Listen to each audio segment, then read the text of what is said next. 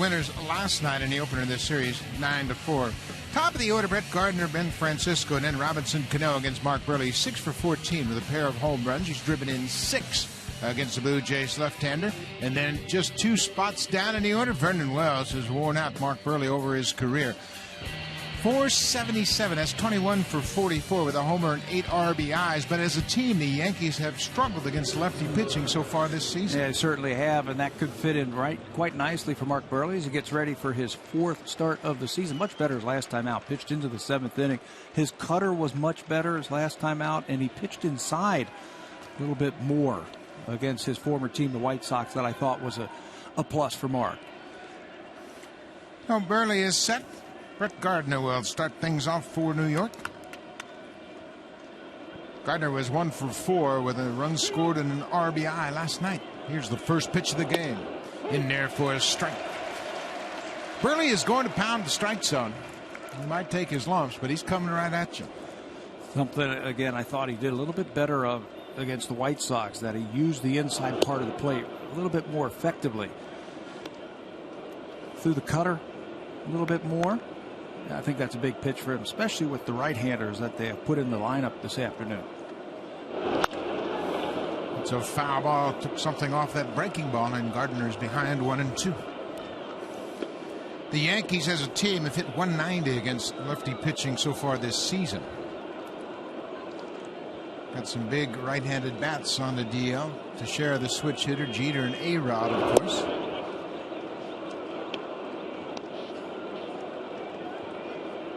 Brett Gardner, injuries cut down his playing time. Played just 16 games for Joe Girardi last year.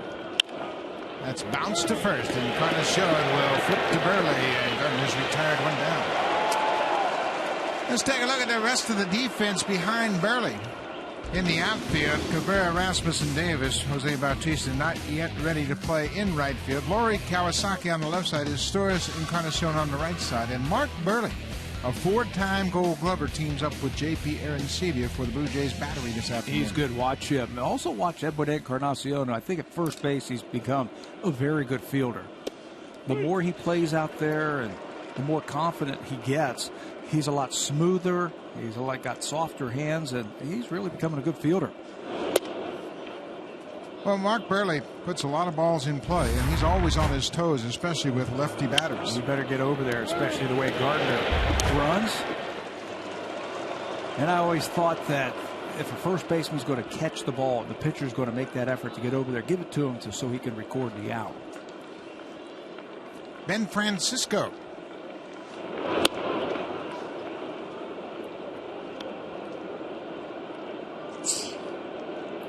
Francisco in the lineup with a lefty on the mound. In his career, he has really pounded lefties, but not this first at bat. Well, Buehrle strikes out Francisco. First 2 retired by Mark Buehrle. Looked like a slow breaking ball. Yeah, that had good spin on it. Watch the finish on this pitch. And that's exactly where he wanted to bury that pitch with 2 strikes. Get it down out of the strike zone. Make it look like a strike on its way to home plate. That curveball had some good spin on it. Well, we mentioned Robinson Cano and his success against Buehrle. He'll step in with nobody on and 2 outs. Shows bunt, takes a strike. Be interesting to watch the strike zone of Laz Diaz tonight compared to Mark Wegner last night. Wegner was consistent all night long. He just had a very conservative strike zone.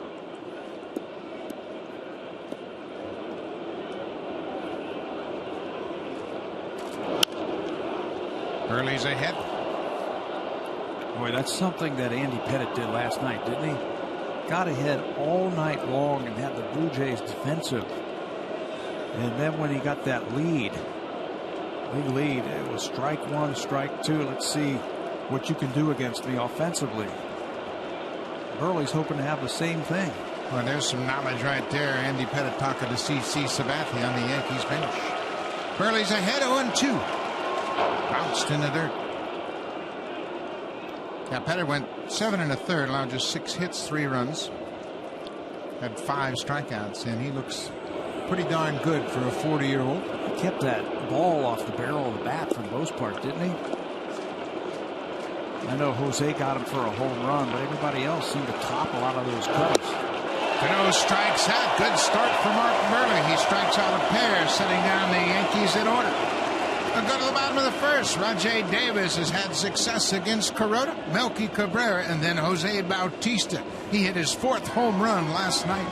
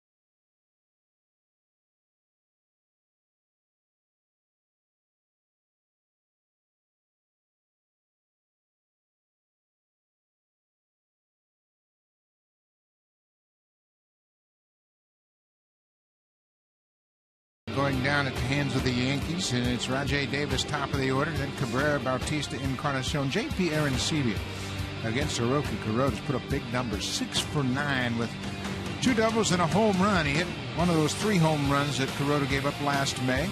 And how about Meiser Asteris? His career numbers against the Yankees pretty impressive. That's 153 at bats. He's got a .327 average with 3 homers and 23 driven in. Stay hot this afternoon. I'll have to do it against 38-year-old Hiroki Kuroda. Kuroda, 5 years in the big leagues now, and he's thrown at least 30 starts in 180 innings in 4 of those 5 starts. He's had double-digit wins in his last 3, and he seems to get better with age. Again, 38 years old, and his last start was outstanding. And as you see, his numbers, under 3 ERA and a 2-1 record. Let's take a look at the defense behind Kuroda. It's Wells with his 3 Gold Gloves. He's in left field. Gardner with speed in center. Ichiro Suzuki has 10 career Gold Gloves. Nix, Nunez, Cano, and Youkilis and Cano with Gold Gloves on the right side. And behind the plate, Francisco Cervelli making an early impression on the Yankees. He'll handle Kuroda this afternoon. And Youkilis' Golden Glove was in 2007 at first base when he was a member of the Boston Red Sox. He could regularly pick it over there at first. Played third base last night. Rajai Davis goes after the first pitch and fouls it back. Davis was 1 for 3 in last night's game. Hit his first triple of the season to the gap in left center.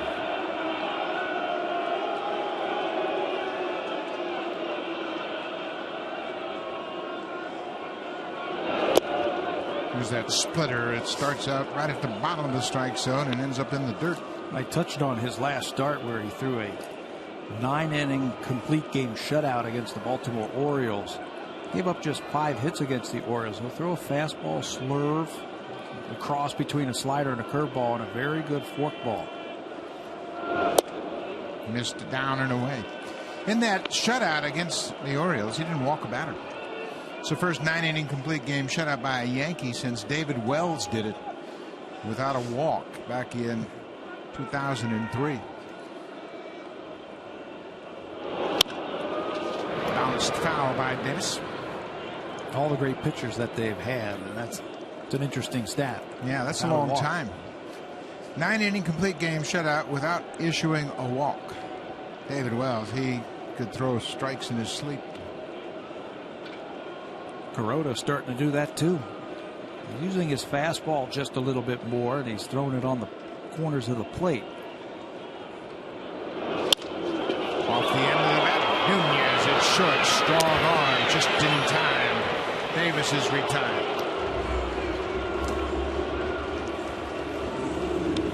He's got a chance now to play every day with the injury to Derek Jeter, and he has worked very hard at perfecting that shortstop position. He's got a very strong arm, and there were some thoughts that his throwing motion needed some change, so they worked on it in spring training. Say, hey, just throw the ball like a catcher. That coming from a former catcher in Joe Girardi showed it off right there for the out. And they've been very pleased with Nunez in the early going this year. Melky Cabrera, former Yankee, takes one outside. Melky spent 4 years with the Yankees.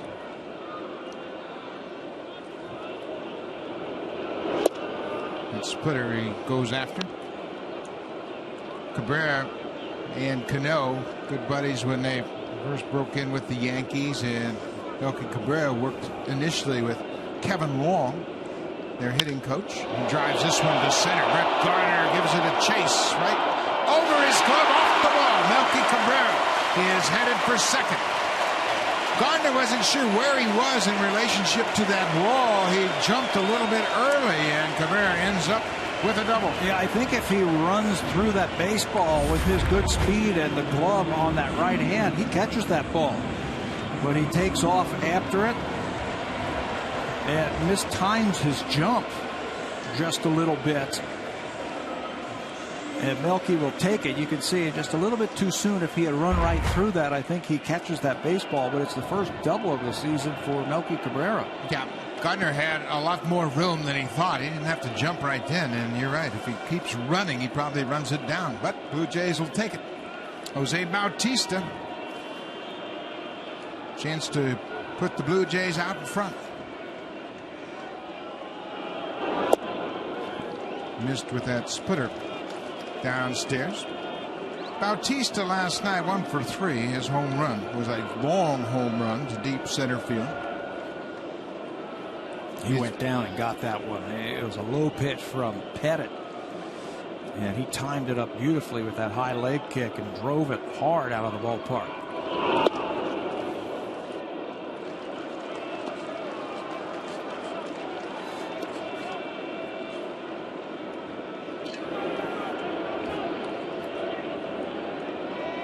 Kuroda behind Bautista.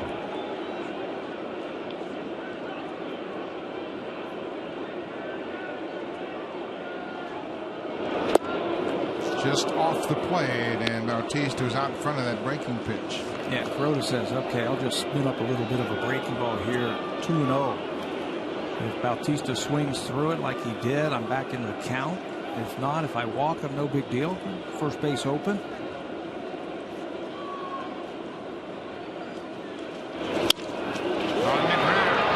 Jason Nix across the diamond. Bautista's retired. Cabrera moves to third on the ground out. Jason Nix, former Blue Jay, in the lineup. Nix played over 40 games with the Jays back in 2011 and would have played more had he not been injured. Got hurt on a slide by Sean Rodriguez at second base and went on the DL. Done a good job for New York. Yeah, he filled in a little bit last year at shortstop when Derek Jeter was out of the lineup.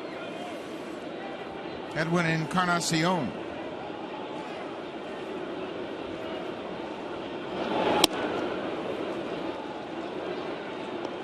We mentioned Kuroda gave up 3 home runs last May in a start here. Bautista, Encarnacion, and J.P. Arancibia hitting those 3 home runs.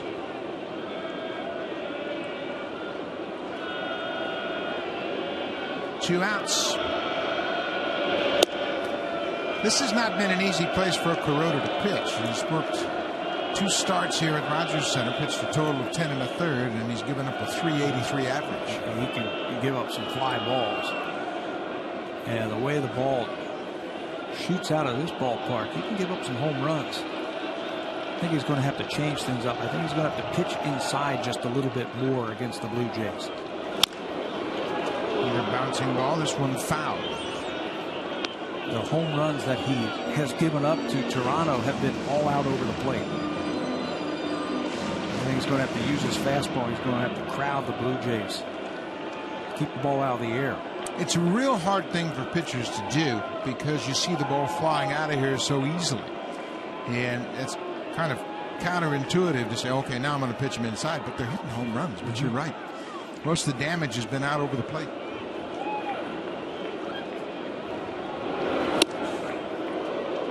Just missed upstairs. It's 3-1. Kuroda can ill afford to pitch from behind to this powerful lineup.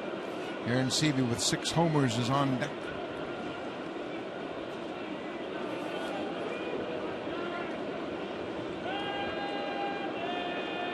Here's the 3-1 from Kuroda. Pop back over the screen.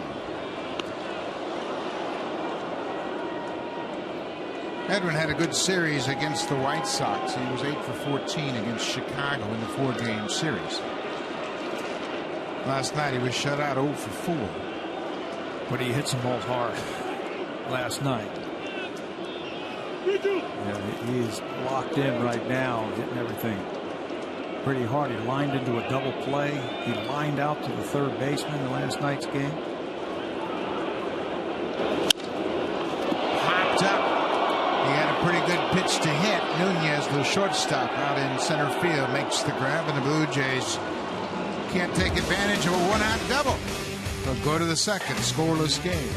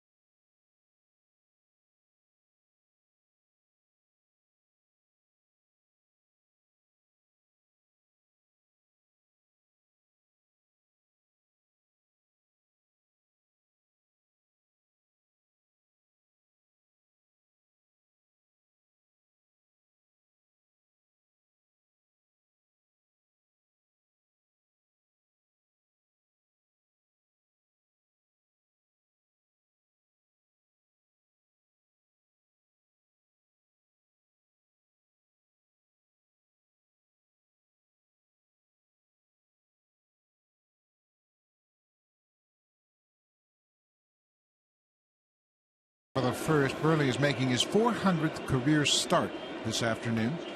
That's the third most starts among active pitchers. Andy Pettitte leads the pack with 494, then Tim Hudson, and Buehrle has now made 400 big league starts. That's pretty impressive. Consecutive starts without going on the disabled list.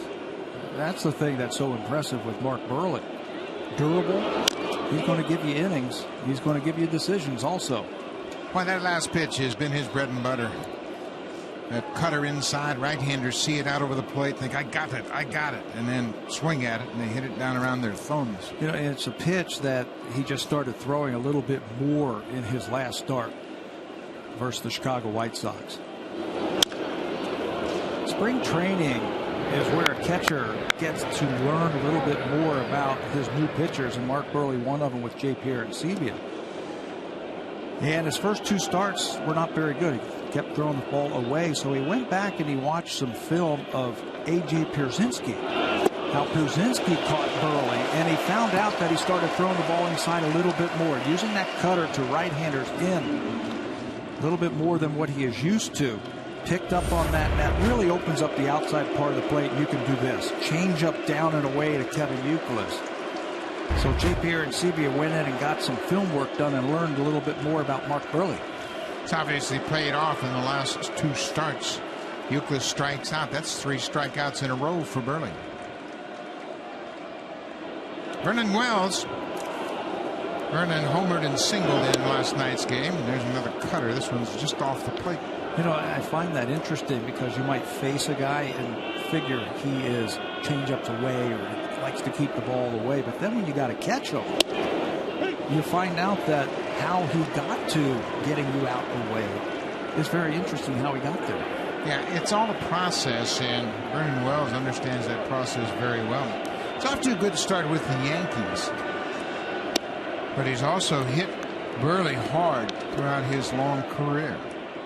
He's got a .477 average against Mark Buehrle.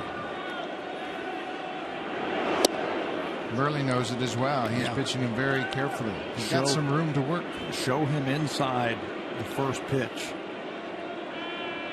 and then go everything away. And a changeup. 3-1 changeup. Buehrle knows he can't split the heart of the plate against Vernon Wells. We will watch pitch tracks this afternoon and watch where those pitches end up being. Right on the outside corner, that last one. It's an excellent 3-1 pitch. 3-2. Wells drives it to left. It's hit hard and off the wall. Home run, Vernon Wells. It came right back with the changeup, and Wells was all over it. A one-out home run, and the Yankees continue to pound out the homers. That's 26 now for New York, and for Wells, that's number 5. They're getting a little bit of something from everybody. Vernon Wells with 5. Youkilis has 2. Cano 5. Nix is homer. Changeup down and away. Now the difference between this one and the 3-1 pitch, as you see it hit that foul pole down the left field line. 3-1, Wells was looking for a fastball, and it surprised him. And then with 2 strikes, a little bit more of a 2-strike approach. Went right back to the same spot with the same pitch, and the ball hits the foul netting above the fence in left. Number 5 for Wells.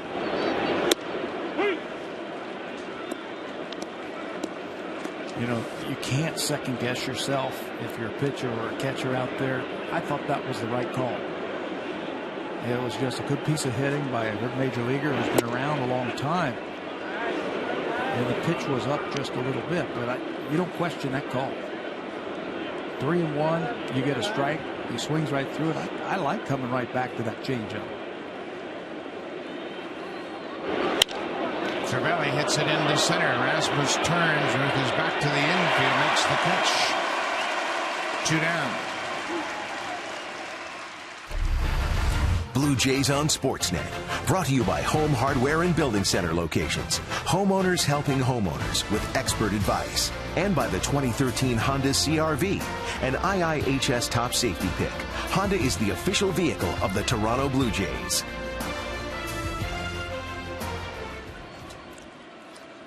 Ichiro Suzuki hits it one outside. It's ball 1.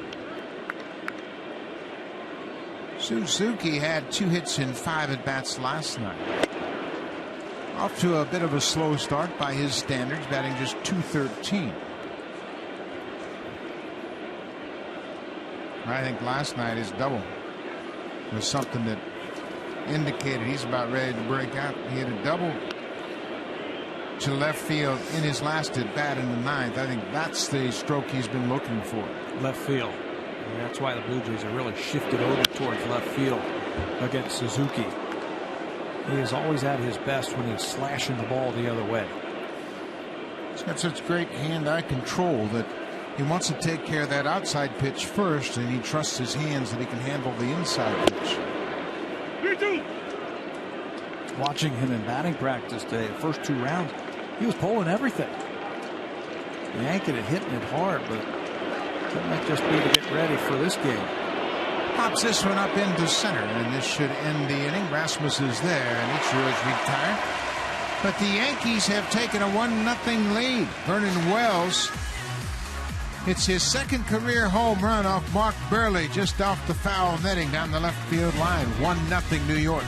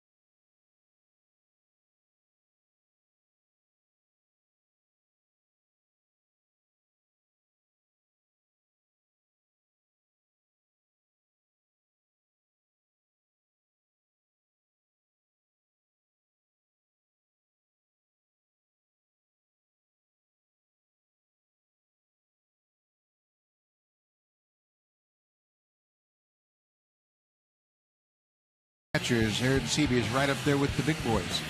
Joe Mauer is probably considered the best hitting catcher in the American League, average-wise, but not the type of power. Matt Wieters, I think, is going to come into his own this year. You got to throw JP into that bunch. He's off to a great start. He's hitting the ball the other way with authority, which impresses me this year. There was a time last year that I thought that he was a little bit pull conscious and he was worried about getting beat inside. And he'd open up that front side just a little bit more. I don't see that this year. I see a great approach at the plate. I think that's led to his power to the opposite field and straightaway center. Kuroda drops the curveball for a strike. There's a splitter, and Aaron Sebe commits. 0-2. The Yankees have a 1-0 lead, and that's been a familiar theme for the Blue Jays. Opponents have scored first in 13 of the 18 games the Blue Jays have played this year. That's a tough road for the hitters. We spoke to Joe Girardi about that before the ball game during batting practice, and he said, boy, that puts a lot of pressure on your hitters, doesn't it? He said, yeah, everybody thinks they got to hit home runs to get back in the ball game. Girardi has seen it as a player and now, of course, as a manager. John Gibbons talks about that. Seems like every day. When someone asks him what's it like and what's it do to your offense when you fall behind, you can't do that type of stuff that you want to. You can't get the running game going. You can't open it up offensively and hit and run when you're behind. And the players have a tendency to go, here we go again. Behind again.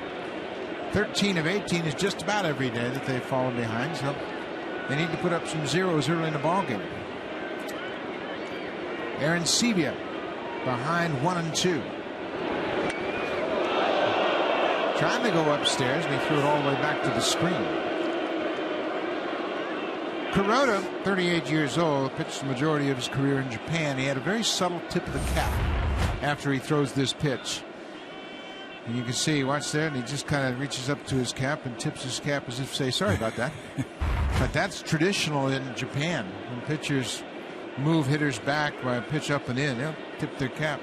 Unfortunately, JP's back was to him, trying to get out of the way, so he never saw it.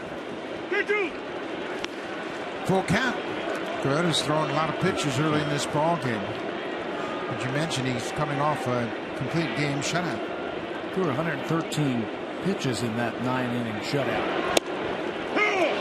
Oh, number 7 on your pitch track slips off the plate outside, and Aaron Sebe was headed for first. Looked like the Yankees got a call. Yeah, he can't believe that. Neither can we sitting up here. We get the benefit of watching pitch tracks. It's a slider. That one looked like it started off the plate and stayed off the plate. You can see that number 7, like you were just talking about, way outside. The call to strike by home plate umpire Laz Diaz. Brett Lawrie goes after the first pitch. Nunez has a strong arm just in time. Nunez even slipped a little bit when he unloaded that throw, but he still got enough on it to skip it across to Euclid. Well, he knows who's running also. Brett Laurie's running, and he gives it 110% every time down that line. Nunez certainly does have a strong arm. Watch him plant. Right there, it slipped just a little bit on the turf. And I think that was by design right there, that one-hop throw over to first base.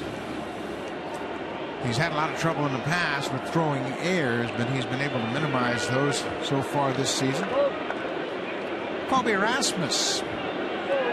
Colby has a home run against Kuroda. But Kuroda has the upper hand. Colby is just 2 for 18 against the Yankees righty. You don't have to lay off that split finger fastball unless he gets to 2 strikes. That is a weapon for Kuroda.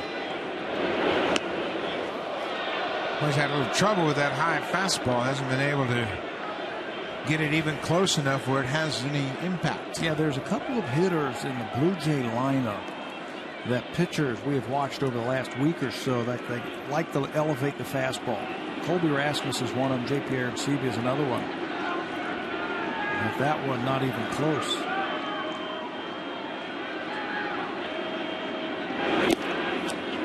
Well, the teams have advanced scouts, and they'll sit here and watch and then report, hey, Melky Cabrera, Colby Rasmussen, J.P.R. and Seaver chasing that high fastball. So you want the most current reports, and that's what guys are doing right now. So we've seen a large dose of fastballs upstairs. Rick Williams, the advanced guy for the Yankees, was here watching the Chicago series. And remember how the White Sox pitched Melky and J.P. and Colby? Fastballs about letter high, and they got a lot of outs with them.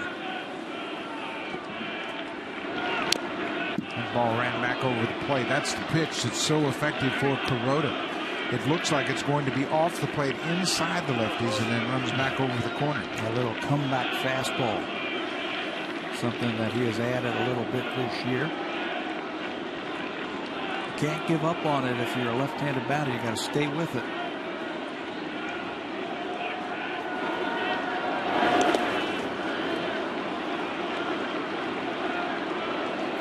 Kuroda still really struggling to find a consistent release point.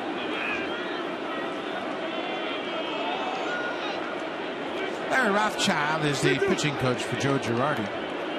Rothschild's in his third season as a Yankees pitching coach. He's former manager of Tampa Bay. And there's a splitter, and Rasmus strikes out. 2 strikeouts in the inning. We'll go to the third. New York up 1-0.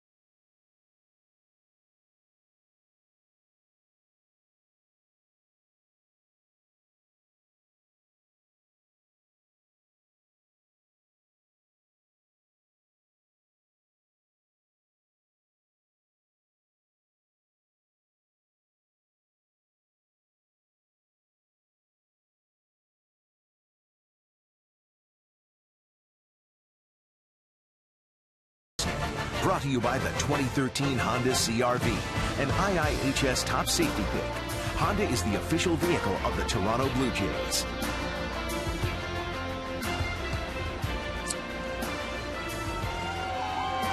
Back at Rogers Center, Eduardo Nunez takes the first pitch, strike from Buehrle.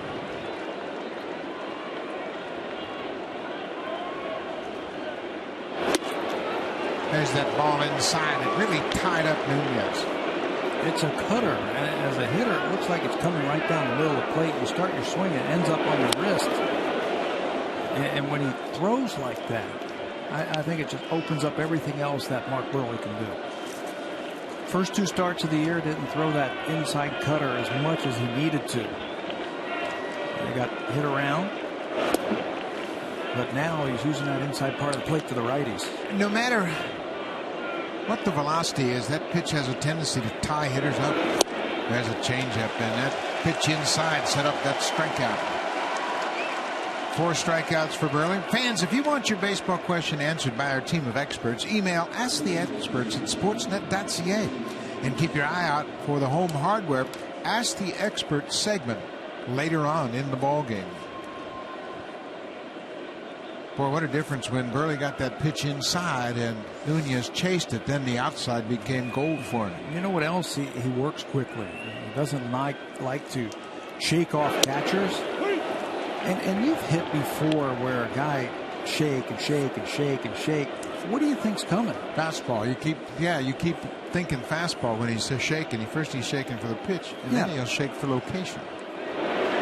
So you got to think along those lines, but as a hitter, you see a guy just get the ball and he's throwing and he's banking on what his catcher is going to throw down there and it's going to be the right thing. You don't have a time to think along with that pitcher. That is such a great point, because Jason Nix is going to step back in the box and he won't even have time to sort out his thoughts because Buehrle is set to fire. And then he starts to wind up and you go, well, wait a minute, he might throw a fastball. No, change up too late. See ya. You're walking back to the dugout. Change up. Nix reaches for it. Yeah, I just don't love those guys who would sit out there and shake off, because there's the curveball, the slider, and the changeup are all breaking balls. But if they keep shaking, the percentages are he's shaking to a fastball.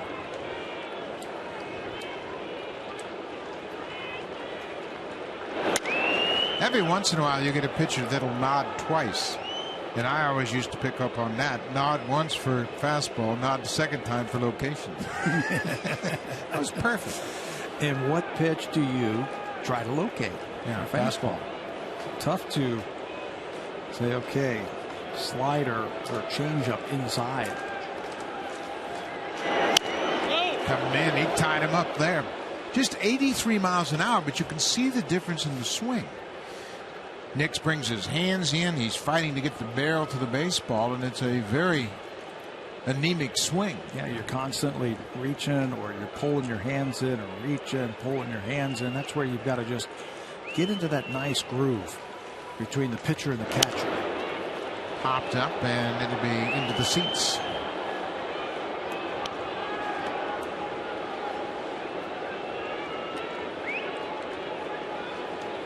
Mark Buehrle matched up against Gavin Floyd, pitching against the White Sox for the first time in his career. That was on Monday.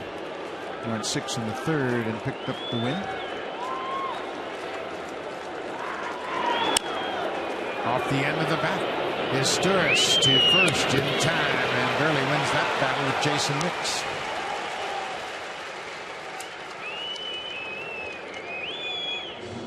First time through the order, Buehrle has retired everybody but Vernon Wells. Doing it with all of his pitches. Sets up for the curveball away, a little backdoor curveball. And with 2 strikes, you got to swing. Too close to take right there for Nix. Back to the top of the order, leadoff man Brett Gardner. Laurie at third, guarding against the bunt. Gardner goes after the first pitch and singles in to right. Now this should be a lot of fun with Gardner two outs over there at first base and Mark Buehrle on the mound. Looked like an off-speed pitch. Yeah, good plate coverage that time by Gardner as he yanks it into right field. Great speed at first base and a great pickoff move on the mound. Buehrle picked off Tyler Green in his last start, and Green didn't have a chance to get back. And it's a drive into center field. Rasmus had that ball sail back out. He makes a nice play recovering.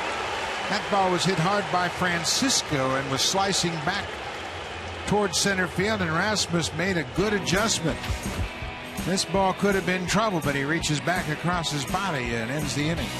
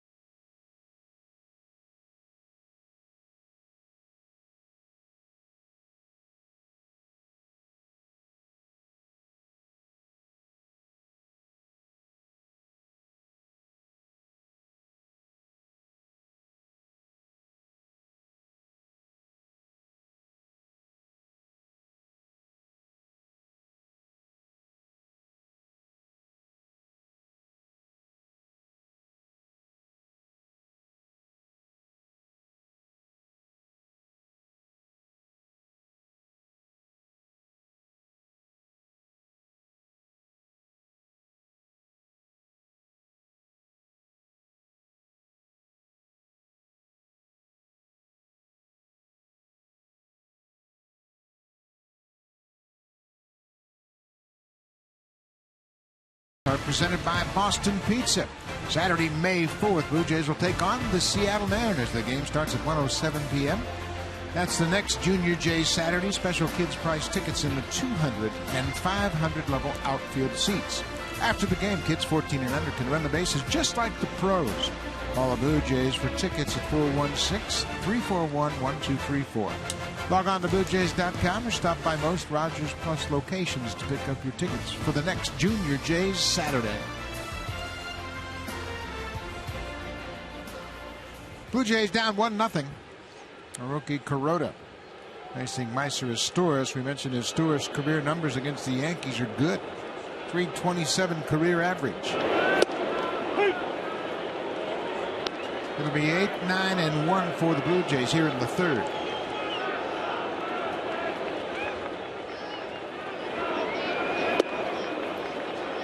Ball on the strike.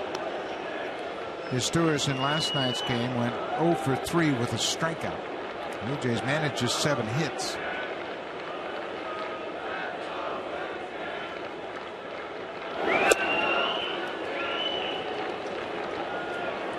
Two balls and a strike.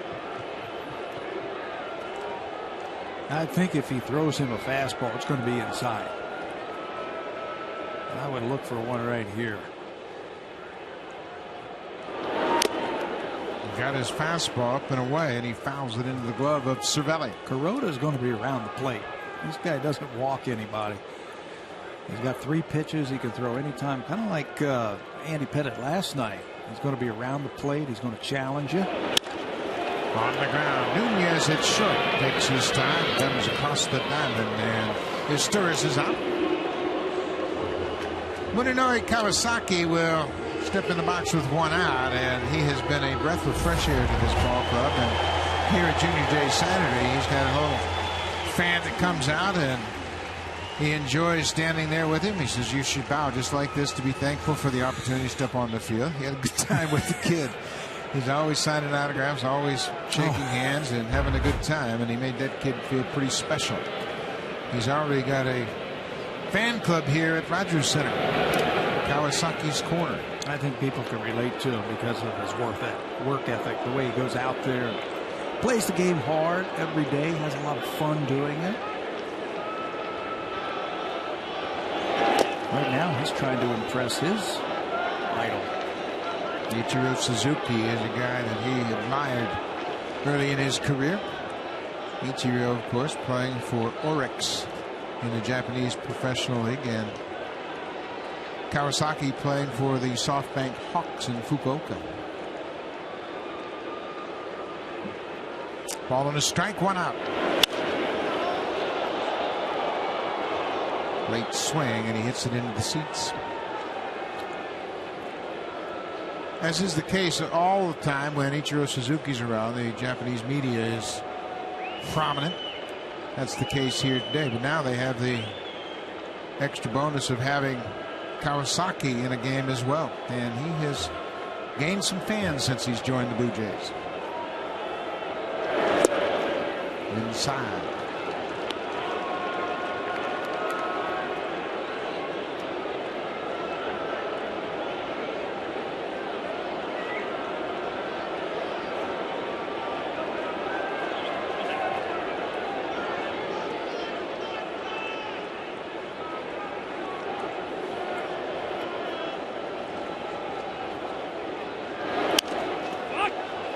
One thing he does, Pat, is he battles. He has a lot of extended at-bats. He'll work the count. He'll foul off the close pitches, and he does a good job of battling pitchers when he's in the box. Pitchers try to knock the bat right out of his hand, challenge him with a lot of fastballs.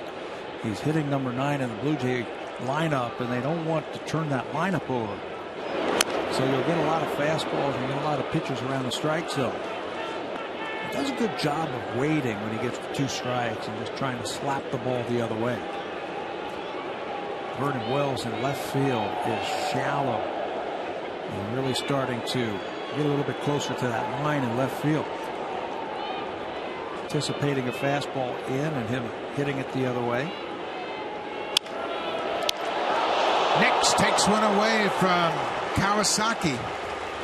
Boy, last night, Edwin Encarnacion lined out to Kevin Youkilis at third, and right there, Kawasaki looked like he might have had a hit, maybe even double, but Nix made the catch. Yeah, that's why you have those scouting reports to position those fielders in the right spot. They know with 2 strikes, you can see the inside-out swing by Kawasaki, just trying to guide it over there, and it's right at Jason Nix, the third baseman. You can see how far off the line he is, right in that. It's called the 5-6 hole, right between the third baseman and the shortstop. Rajay Davis with an excuse me tapper to first base, and that's the worst thing a hitter wants to do. Check swing, and he's out. The inning is over. We'll go to the 4th. 1-0 New York.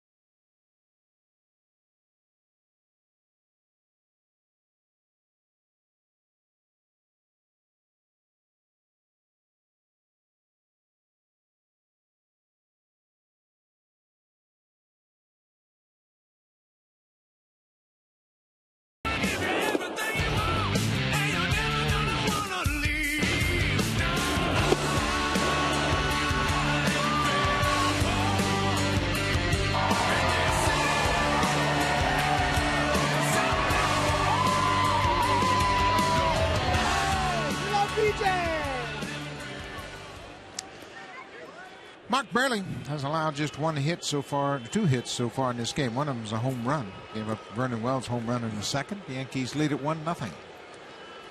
Robinson Cano struck out his first time up. Goes after the first pitch and rips it into center. Tough to keep him quiet very long. Came into this series swinging a very hot bat. Love how he stays right behind the ball. Head down. He can handle the pitches inside, outside. Got that compact short swing. Last year, 33 home runs to go along with that big batting average. Kevin Youkilis, he struck out his first time up. Youkilis finished up the season a year ago with the White Sox, and Alex Rodriguez underwent hip surgery, so the Yankees needed a third baseman, and Youkilis fit the bill.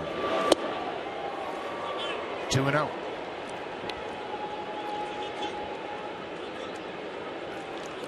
Says he's really happy in New York, and I asked him a little bit about his batting stance, how it's changed over the years. And I asked him if he's doing anything a little bit different. He said he's spread out just a little bit more. And I'm like, really? When you see him from the side, it looks like he's about 2 inches away from his 2 feet. He said, I feel like I'm spread out just a little bit more. Help with your balance and the overall swing, he said. If his feet were any closer together, he'd fall over. That's why I was kind of surprised when he said, yeah, spread out more. But if you remember him, his feet were almost right next to each other. No, he can hit. He's a guy that's always been a good hitter, takes a lot of pitches, and you can see how narrow his stance is in the back of the batter's box.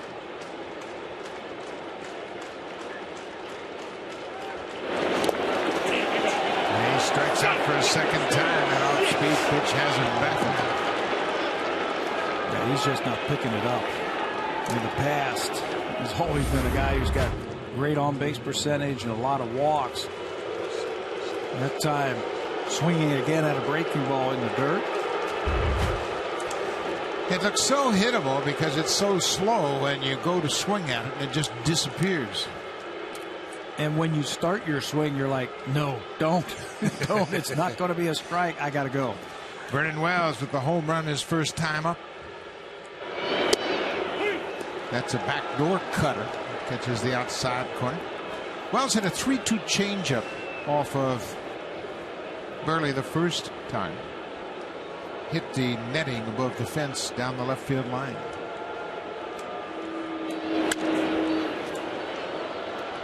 Couple of pitches away. Now you just have to think that Buehrle would work him inside here with the cutter, with the fastball. He's got a couple of free shots now. Maybe get him to jam himself. Tried to go inside, missed up and away, tried to throw a little too hard.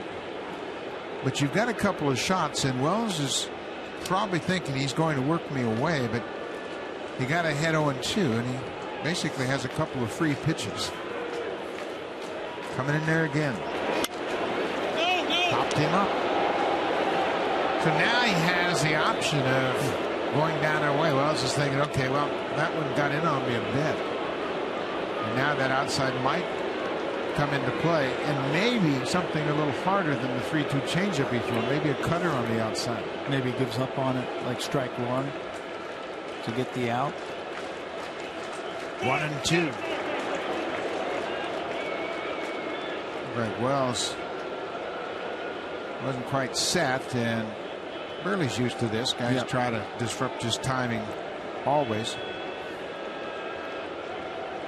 Then you act like you got something in your eye or something like that when you step out. They're going to go away. Ground ball. Kawasaki to second for one, and Storis drops it. All hands are safe. Mike Winters, the second base umpire, ruling that Storis did not catch the ball and was not in the act of making the transfer. So Cano's safe at second. Yeah, a lot of times you will see this play called out at second base, but that is on the transfer, and right away the umpire was on top of this one. He drops it, trying to make the double play. If you can catch the ball in the umpire's judgment at second base and then transfer, on the transfer you drop it, it's an out. But he called it right. The ball's just dropped. That's the third error for Storis, and Buehrle can ill afford to have the defense boot it behind him. The Yankees have such a deep lineup up and down the order. They can do damage anywhere, and you just can't give them those extra outs. It just adds to the pitch count. Puts a little bit more stress on everybody. Ichiro Suzuki on deck. The catcher, Francisco Cervelli, fooled by the off-speed pitch. This is where he can pick up his teammate right here, though. You know, you make a pitch and you get the ball right back on the ground, and they'll turn it. You know, as an infielder, after you kick the ball like that and you know you had a chance at getting out of the inning, you want that next one hit right at you so you can make up for that mistake.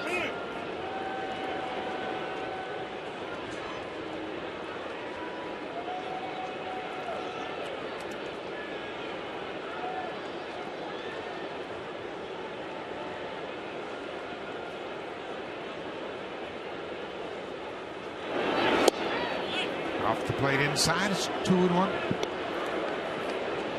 But you're right, everybody wants to have the ball put in play. You see Buehrle looking around at his defense. He's a terrific fielder himself. 4-time Gold Glover. He is very adept at the comebacker, starting a double play from the mound. And if he makes a pitch, he can get that ball on the ground for his team. Driven to right and foul. Cervelli played 99 games in AAA last year, and Joe Girardi, we asked him why Cervelli's off to such a good start. He says, I just think he's learning how to relax. When you're an everyday player, you have the freedom to have an 0 for 8, call a good game, pick up a win. But when you're an extra man, you're always trying to do too much.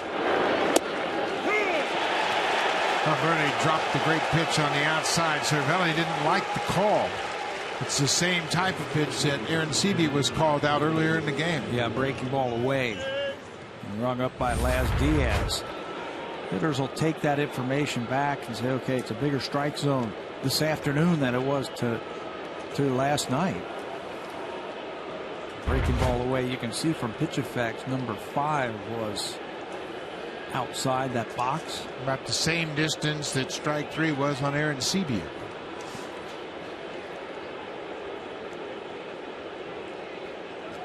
Ichiro Suzuki with runners at first and second and 2 down.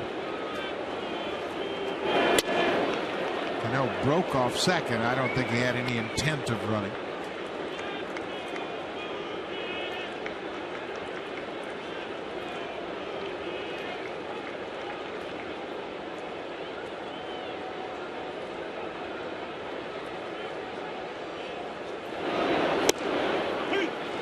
Ball on the strike.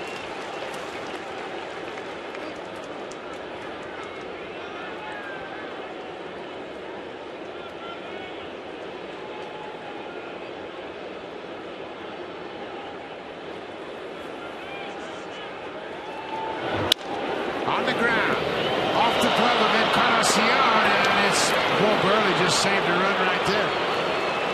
The Astros threw behind Mark Buehrle, and he was able to catch the ball. If that ball gets by Buehrle, Cano scores easily. Encarnacion tipped the ball. Astros got it, and Ichiro with great speed forced Astros into a bad throw. Well, they knocked the ball down. That's the first thing. It looked like it was heading out to right field. They knocked the ball down and they kept it in the infield. The dive by Encarnacion, he ricochets it over to Astros. And you're right, Buehrle makes a heck of a play at the other end. It's a do-or-die play right there for Astros as he goes to pick it up. Buehrle gets over there. Don't know if they would have had him at first base even with a good throw, but Buehrle just saved a run. It's an infield hit for Suzuki. Nunez takes the first pitch strike. Nunez struck out on an off-speed pitch. Robinson Cano singled to start the inning. He's at third. Vernon Wells reached on the fielder's choice, and Ichiro Suzuki had an infield single. Nunez struck out his first time up. Pops this one in the air. This should end the inning. Astores, the second baseman, calls for it, and the Yankees strand the bases loaded. So Buehrle helps out his defense by getting Nunez. It'll be Cabrera, Bautista, Encarnacion when we come back.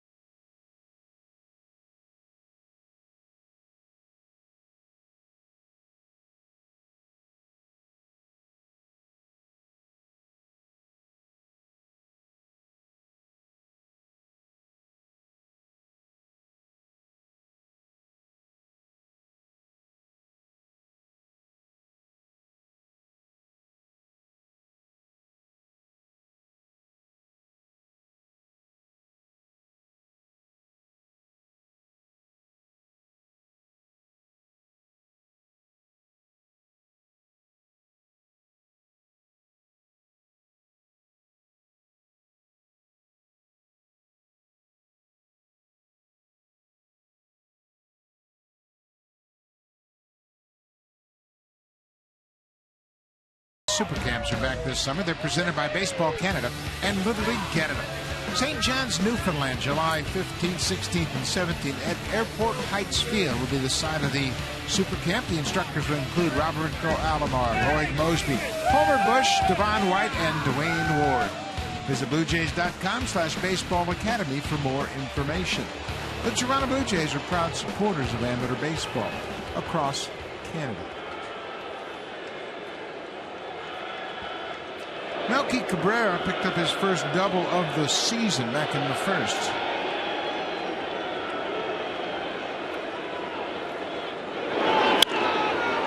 Goes after the first pitch. Boy, Blue Jays are swinging a lot of borderline pitches on the first pitch. Last night against Andy Pettit, after they were down, made 4 outs on 4 pitches in a row. They just went up there hacking against Pettit, and he took advantage of it and pitched into the 8th. The pitchers know that. Catchers know that. They pay attention. Well, it's not unusual, and we talked about the Blue Jays offensively. They're going to be a lot better than they've been lately, but you have a tendency to want to make things happen, and you go away from your strength. Seeing a lot of pitches and getting a good pitch to hit. You know, I have no problem when guys go up there and swing at the first pitch. How about Robinson Cano taking away a hit from his pal? These two came up together with the Yankees, and Melky Cabrera hit it hard. It was headed to right, but Cano takes one away and might have stung his hand a bit. But he's got such soft hands. Watch him go up and just take that one in easily. Good positioning once again. That's 4 times line drives right at the infielders in the series that they've been positioned perfectly. To finish up on that thought, though, Buck, about swinging at the first pitch, I don't have a problem with that. If you go up there and have a game plan and have an idea what a guy's going to do to you, and you swing and make an out, part of the game. It happens all the time. But if you're sitting for a fastball and they throw you a breaking ball and it's off the plate and you swing at it, then I have a problem. That's not having an idea up there, and you're just giving away at bats against a good team. Now, oftentimes the first pitch might be the best pitch of the at bat. Yep. Jose was going to take strike 1, that first pitch from Kuroda, no matter what. Just to split her into two. See what else he has. And it was right down the middle.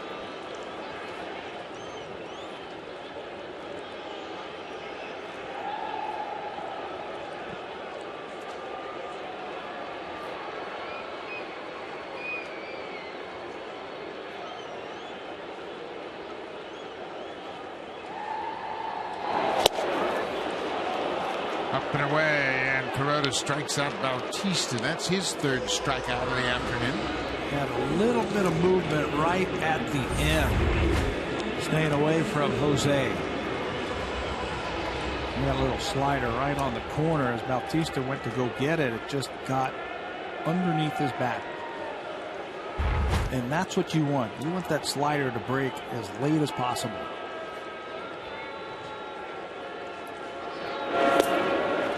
And Encarnacion popped up to the shortstop his first time up.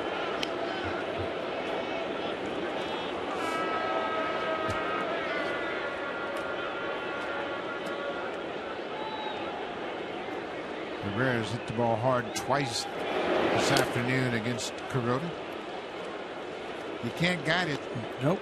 He hit it hard right at his former teammate Robinson Cano at second.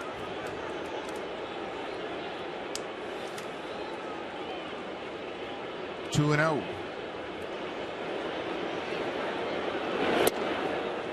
The splitter sailed up and away. Came up and in as he was trying to get it away, and he's missed with some pitches upstairs. The fastball most notably. Aaron Sebia struck out his first time up. He's on deck.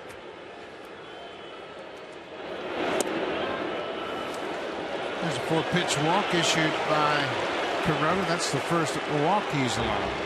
We mentioned he pitched a shutout last time out against the Orioles and didn't walk a batter. 36 starts since joining the Yankees last year. He has had 2 walks or less in 29 of them. I mean, he is always around the plate. Encarnacion with a 2-out walk. Now Aaron Sebia And he has hit Kuroda hard in the past.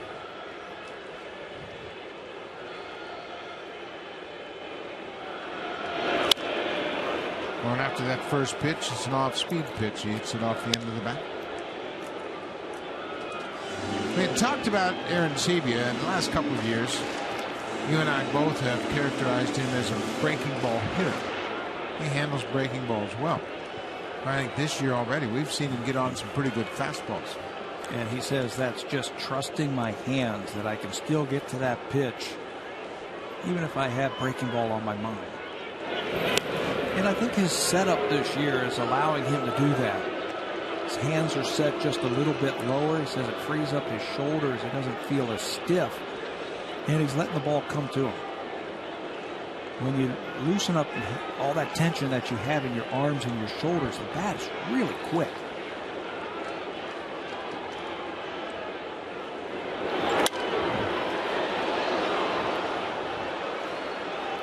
Chewing out. I think he wants that pitch back right there. Yeah. And that's been a problem for the Jays. Shad Mottola has mentioned more than once they've gotten some good pitches to hit and they've fouled them back. They've also hit some home runs. You can't argue with their production. I think just more consistency offensively where they get on base, they string together hits. I think that'll get things turned around. Yeah, I was looking at their extra base hits today. They're third in the American League in extra base hits. There's no problem with their doubles and hit a lot of doubles, a lot of home runs. The problem with that, though, is when they hit those extra base hits, there's not a lot of guys standing on base for them.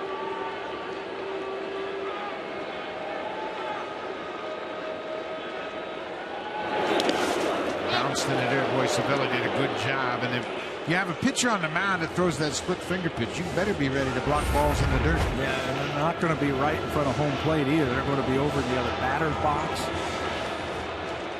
He could yank one over to the left-handed batter's box just as easy. You got to get your feet over there and you got to square that shoulder and that chest protector up to that baseball. Going to throw to first here. 1-2, 2 outs. Universal thumb sign generally means throw over. Let's just break up the rhythm here. Well, just in case, Edwin had some thoughts also. Maybe picking on a split finger and taking off, trying to steal a base with 2 strikes. 1-2, 2 outs. There he goes. Aaron Sebia strikes out. Cervelli put the tag on Aaron Sebia. The inning is over. 4 strikeouts now for Kuroda. Yankees lead at 1-0. Now time for a Blue Jays Central update. Here's Jamie Campbell and Greg Zahn in the Blackberry Broadcast Studio.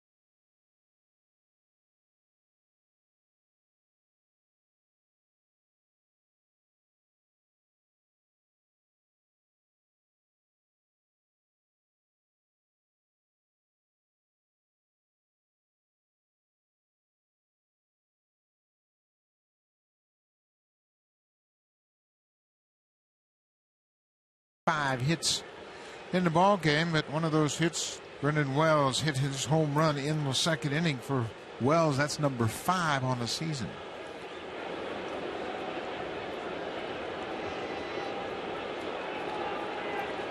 Jason Nix. Takes one down and away. Nix is playing third base this afternoon. Kevin Youkilis just moved across the diamond at first.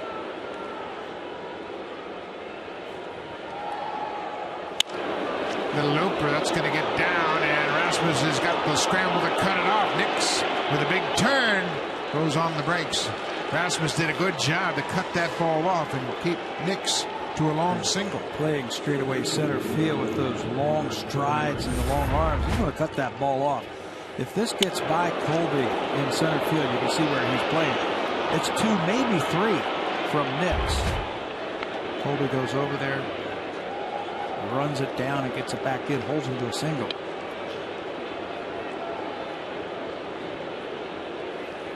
Brett Gardner batting for the third time has grounded out in a single. Goes after the first pitch and hits this one toward the gap, and Rasmus has a long run. He's not going to get it. Nix is headed for third, and they're going to stop him as Kawasaki was out to take the relay throw. And with nobody out, Rob Thompson, the third base coach, didn't want to gamble given where they are in their batting order. That's exactly what I was thinking as I was watching that play unfold. I was like, hey, he's got a chance to send Nix all the way from first base on that double. But when you've got 2, 3, 4 coming up, you better be 100% sure. First pitch swinging Gardner, he got some pop.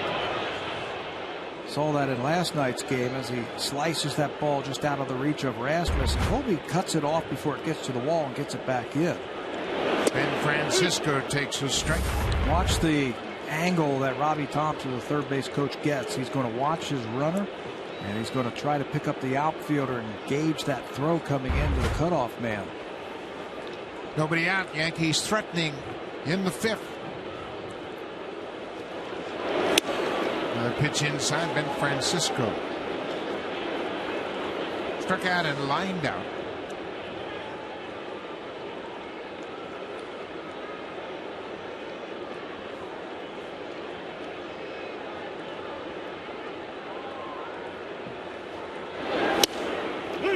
Good catch, boy. He's wearing out the inside part of the plate to Francisco. I think you have to. You're going to try and keep the ball in the infield. Maybe pop it up, so you got to jam him. This is the third time through the lineup now. And his history this year has been more cutters, more changeups, third time through. There's the changeup, but Francisco wouldn't chase it. Buehrle has 6 strikeouts.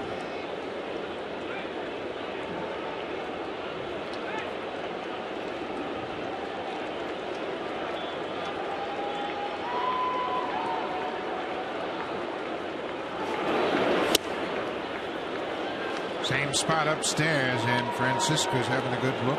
Much patient, more patient at bat by Francisco. Struck out his first time up and flied out to center field. Swung early in that at bat. This time he's really trying to gauge Buehrle. Full count pitch. Strike 3 called. Buehrle drops the breaking ball on Francisco, and that's the 7th strikeout for Mark Buehrle here this afternoon. Tighter spin on that breaking ball, and it really surprises Francisco. He gives up on it. I feel like his curveball, that one a little bit different than the cutter and the slider. And they have a base open, and why not put Robbie Cano on? He started the 4th inning with a single to center, and he has worn out the Blue Jays. He had 368 against the Jays last year. Yeah, all those numbers.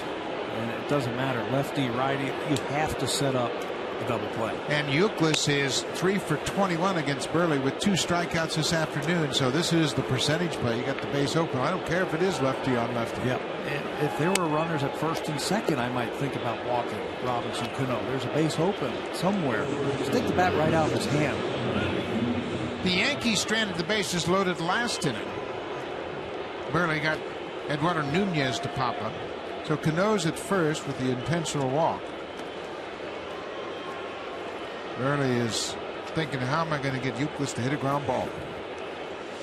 You know, he struck him out twice this afternoon, both of them on off-speed pitches once he got the 2 strikes out of the strike zone. Euclid doesn't want him to get the 2 strikes, so he chases the first pitch. And you figure, what's the best pitch after an intentional walk to load the bases? First pitch fastball, that's what most guys are thinking, but Buehrle crossed him up. You're thinking strike. Thinking of something right there. You're right. Buehrle did a good job of taking a little something off of that one.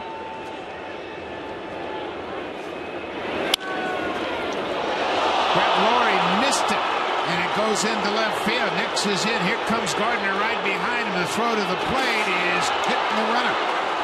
Gardner had the ball hit him in the back, and Lawrie reached for that ball and just missed it. I don't know if he lost it in the crowd, but that was one of those line drives that the Blue Jays have caught all week long. Yeah, line drives that Yankees have been catching. This time, watch Brett Lawrie. He's ready. He sees it. He goes up to catch it, and it goes under his glove. And the reaction from Brett after the ball got by him, it was like, how did I miss that one? And it will cost him a couple of runs as Gardner comes around from second base to score. It's a base hit for Euclid. He usually makes that play. Ball had some topspin on it. Looked like it hooked on him a bit, but that ball's got to be caught. 1 out. Buehrle hasn't been helped out by his defense here this afternoon. Finds himself down 3-0.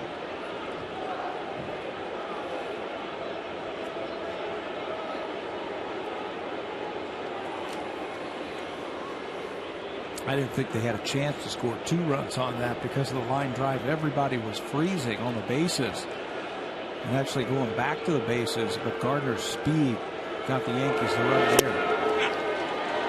Chases the breaking ball. Brett Lawrie had a beat on it all the way. And Gardner, with that great speed, comes around to score from second. 2-run single for Kevin Euclid. The ball had some serious English on it. Right-handers will hook balls at you, and it'll almost be like a curveball coming at you.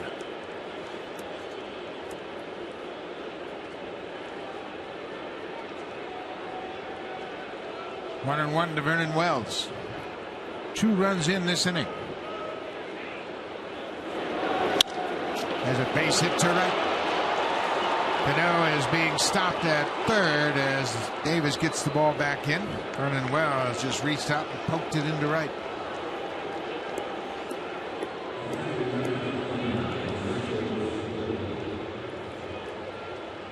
Pete Walker, the pitching coach, is making his way toward the mound as Buehrle has given up 4 hits in this inning.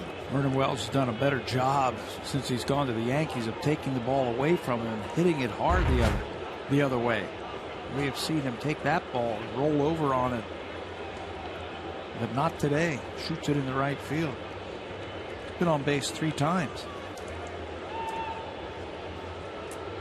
Home run fielder's choice, and now a single. 3-0 New York, and they're threatening to break it wide open. Buehrle working in the 5th. Ishmael Rogers is starting to loosen up for the Jays.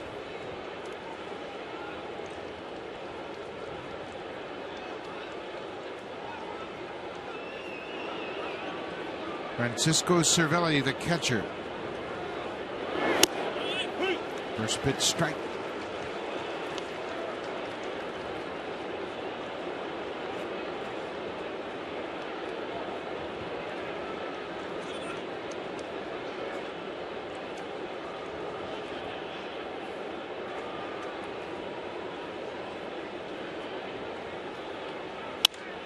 Ground ball. Isturiz shovels to Kawasaki. Back to first. Double play. Mark Buehrle minimizes the damage. Brett Lawrie had a chance to make a play on a hot shot. Yankees cash in. They lead it 3-0. This one gets right underneath the glove of Lawrie.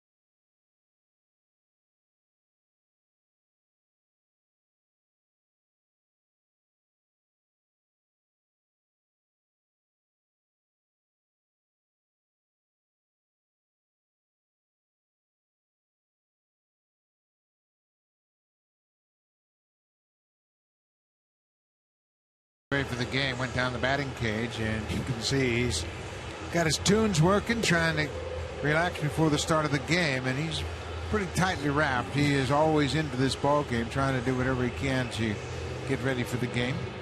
Had his first 2 hits of the season in last night's game. He went 2 for 4 in that game. Yeah, he's getting his game face on right there. A lot of guys will use the music to set the tone for the day for him. Brett coming back from that batting cage, getting into a good frame of mind. Now, Blue Jays got some work to do. They're down 3-0 here at bottom of the 5th. Got a lot of support. Another good crowd on hand last night here at Rogers Center. Over 40,000 in attendance. Looks like a similar crowd this afternoon. Anxious to get the Blue Jays on a roll. Jays were 7-10 in the early going. Yankees on the other hand 9-6. Boston atop the AL East at 11-4. Boston's won 6 straight. Boston had their game last night postponed because of the situation with the police pursuing the bomb suspect, and they're playing this afternoon and had a ceremony before the game to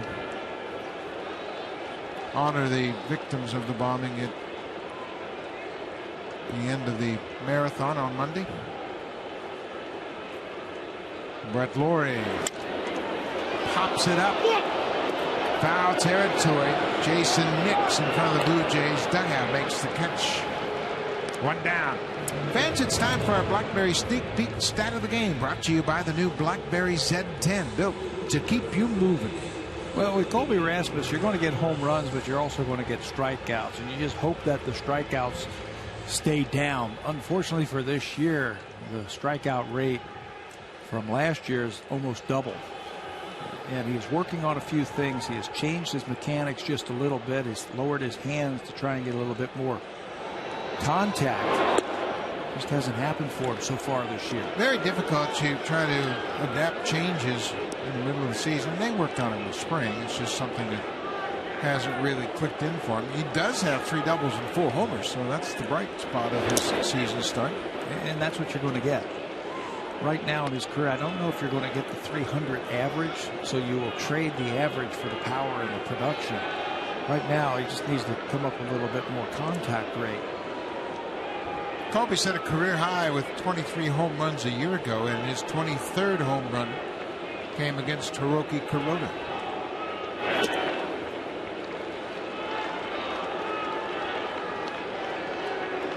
Three and 0. Blue Jays need some base runners.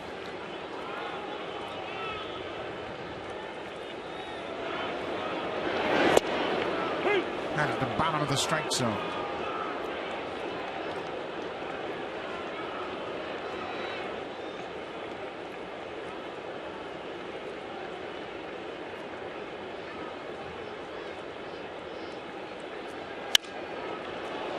Another pop-up.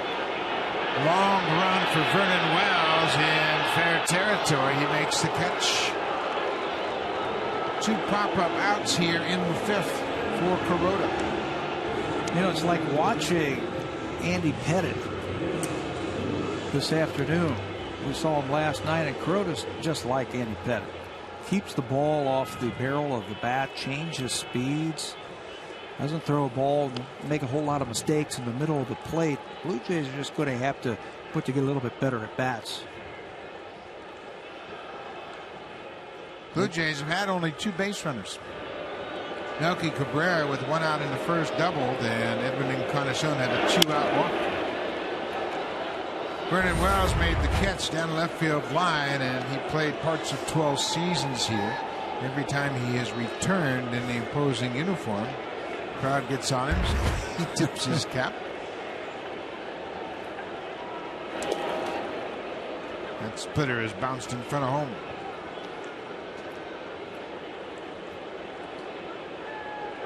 Rose done a good job of keeping the ball on the ground.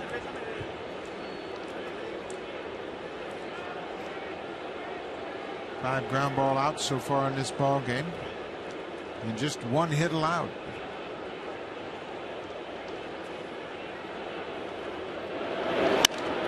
Another pop up. Long run for Wells again. Also a fair pop. 3 pop-ups for the Blue Jays in the 5th. We'll head to the top of the 6th. And here comes the Home Hardware Cleanup Crew, brought to you by Natura. Home Hardware's exclusive line of safe, environmentally friendly cleaning products.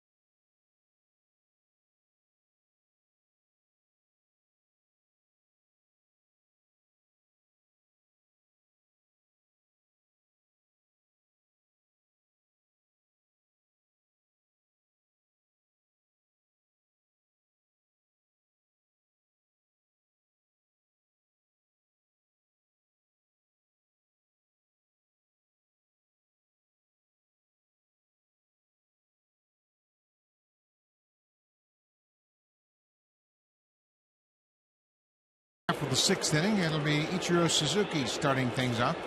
Suzuki had an infield hit his last time up. Buehrle throws the first pitch strike.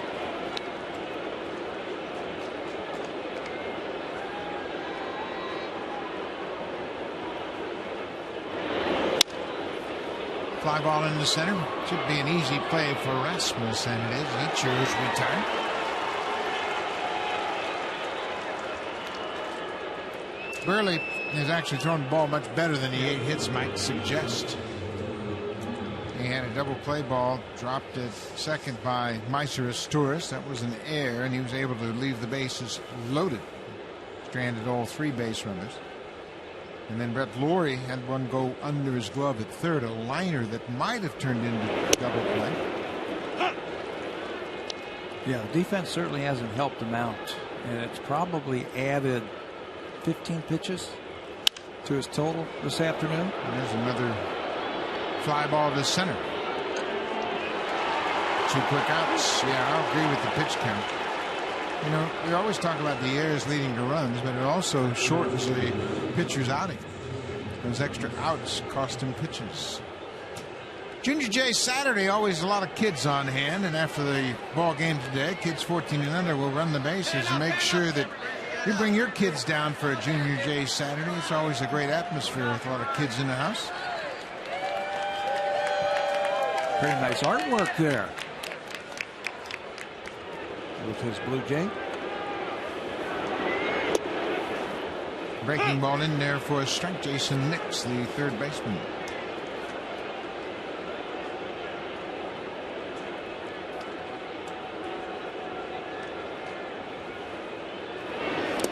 Nix was originally drafted by the Colorado Rockies in the 44th round of the 2001 draft. Made it to the big leagues with the White Sox in 2010. Spent some time there in 2009. Indians, Toronto, and now the Yankees. Teams he's played in the big leagues with. Kawasaki snares the line drive. That ends the inning. Quick inning for Mark Buehrle. Just 7 pitches, and the Blue Jays now need some offense. They have just 1 hit. It'll be Kawasaki, Davis, and Cabrera. Blue Jay bats need to come alive against Kuroda.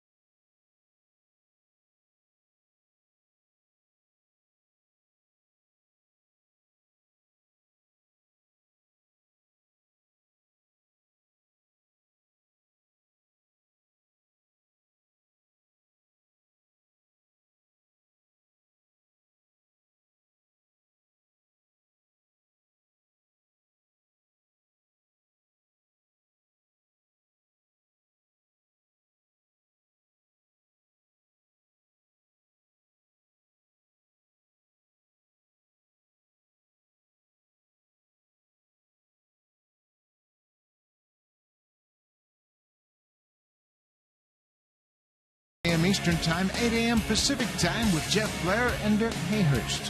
You can listen on Sportsnet 590 The Fan and watch on Sportsnet 1, weekdays at 11 a.m. Eastern Time. Lyle Overbay comes in place of Kevin Youkilis defensively at first base. Overbay had a home run in last night's game. He's got a good glove over at first. He was signed late in the spring by the Yankees once the Red Sox let him go.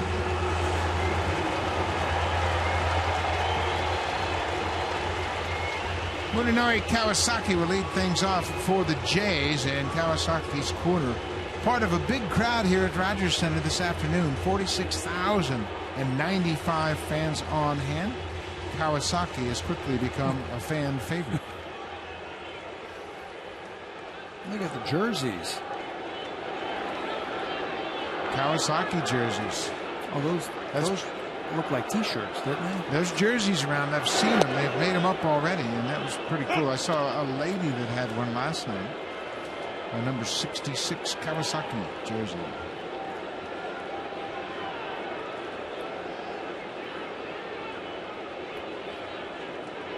Hiroki Kuroda shutting down the Blue Jays on just one hit.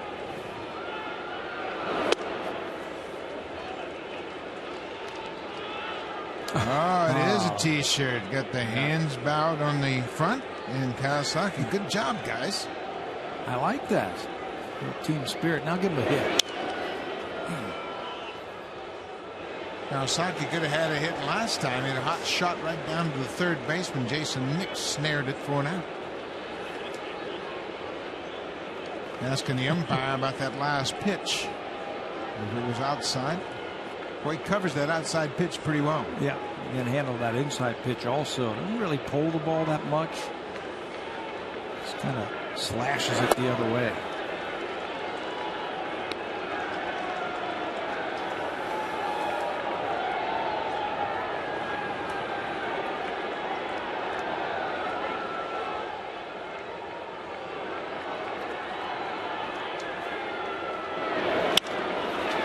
Shoots that one into left field past the diving Nunez at short. Kawasaki starts things off for the Blue Jays in the sixth.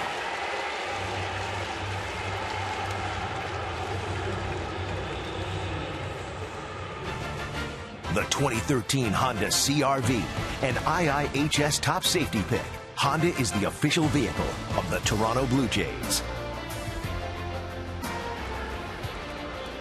Just the second hit of the afternoon against Hiroki Kuroda. Kawasaki starts things off in the Jays' sixth. Rajay Davis had an excuse me tapper to the first baseman his last time up. That ended the third inning.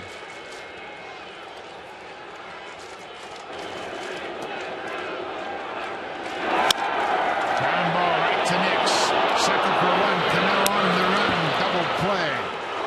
Robbie Cano caught that ball full stride right over the bag and then threw with another full stride right on the money to first. You know, and I was watching him before that pitch. He was telling Lyle Overbay, hey, look, if he bunts, I'm going to come in and get the ball. So he was shaded over towards first base just a little bit more. Always in the game. So when Rajay pulls the ball, he's got a long way to go. You can see where he's playing, anticipating that. So he's got a long way to go, but here's the strong arm. Catch it with the left foot and just flick it over to first base to get a very fast runner. That is very difficult to do, and he makes it look so easy. Totally across his body, right on the money to Overbay. Cano, a two-time Gold Glover. Won his first in 2010, his second last year. Melky Cabrera was robbed of a hit his last time up by Cano. You know, that's one of the toughest plays for a second baseman when you're shaded over towards first, anticipating a bunt or a ball hit to that side, and then there's a ground ball to the left side of the infield. You've got a long way to go. And a lot of times you'll see second basemen try and catch that ball, plant that foot, and then make the throw, taking away very valuable time on the double play. He did it all in one motion, and it shows you the type of arm strength that he has. Terrific arm. Manny Trio is a guy that comes to mind who played a long time in the National League, started with the Phillies. He had the same type of arm action. Almost a sidearm swing, but boy, he gets a lot on the throw. Tony Fernandez had a similar arm slide. But they didn't have that quickness that you see in the hands of a Cano when they're transferring. Yeah, Cano's got Alomar-like hands. Yes. With the arm strength of a Manny Trio. And he's going to be a free agent.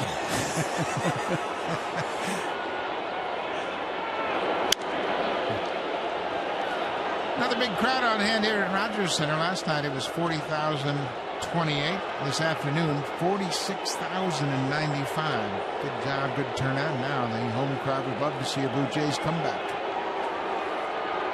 Canada's team, and they're showing their support. 2 balls, 2 strikes, 2 outs. Full count.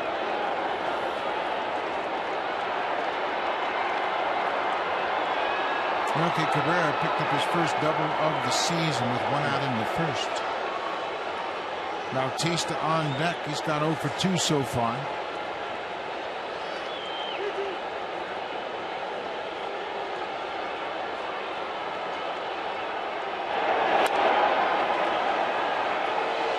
Rivera stays alive. Yeah, that's what you want to do. Gave up a hit and then a quick double play. Let's keep that guy out there a little bit longer. See a few pitches, foul off some tough ones. Get on base here for Jose, and maybe he can get back into the ball game with 1 swing. Cano again takes a hot shot. No problem. Double play helps Kuroda out of the 6th. We'll go to the 7th. Yankees lead 3-0.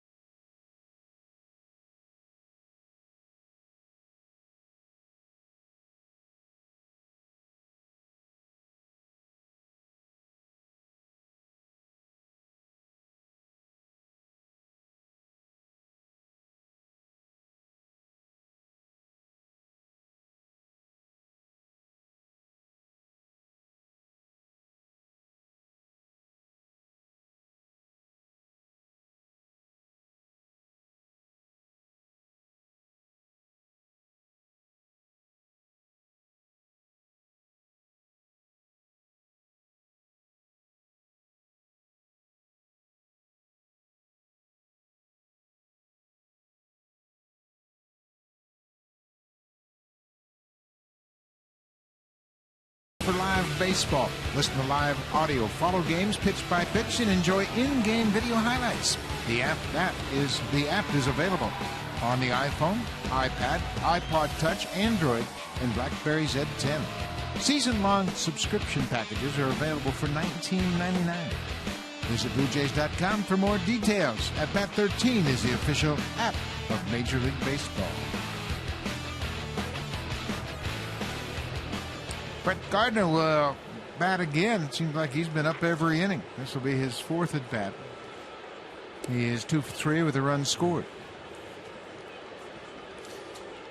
Well, he's a nice addition back to the lineup. Last year we mentioned he was out most of the season. He underwent surgery on his elbow in July. Played a total of just 16 games for the Yankees late in the season. Big hop for Encarnacion. He waves Buehrle off and takes it himself.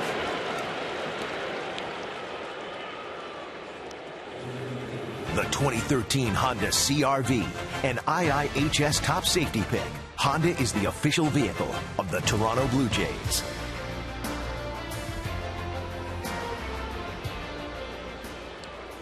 Ben Francisco is 0 for 3. He struck out twice against Buehrle.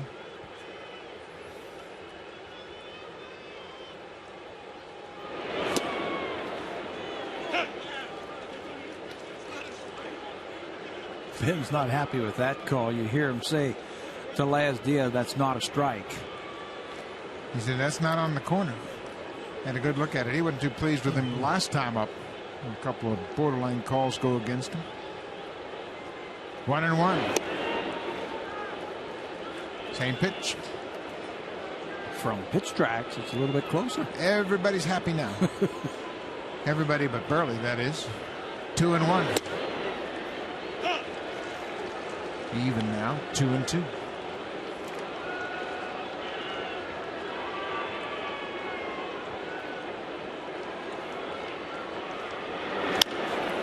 Bounce toward third. That's a fair ball.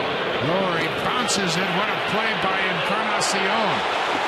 Oh, man. Might have gotten stepped on, but he went into foul territory to take one hopper and did a great job picking up Lowry as they retire Ben Francisco. It's a very dangerous play for a first baseman when that throw takes you into the line. Brett Lowry right down the line. That's a fair ball. He's going to uncork it, and the ball takes off on him just a little bit. And for the first baseman, you have to shuffle your feet, and you got to come inside the line, and it gets kicked and stepped on right at the bag. For the runner, you're not real sure where the first baseman's going because you don't know where the throw's headed. You watch the first baseman and try and avoid a collision. But that leg was exposed right there, right where Francisco wanted to step on the bag. I think he stepped right on the top of Encarnacion's foot. Well, there are a lot of things going on at first base for a first baseman. You got to get to the bag, keep your eye on the throw, and then worry about the base runner coming down the line. You know, for a right-handed throwing first baseman, the only way to make this play is to shuffle your feet and go inside the runner. If it's a left-handed first baseman, there's the step right on the ankle at first base. A left-handed throwing first baseman can go around the runner, can stay on the inside part of the infield and go around the runner on a throw like that and just reach with his backhand. Can't really do that with a right-handed throwing first baseman.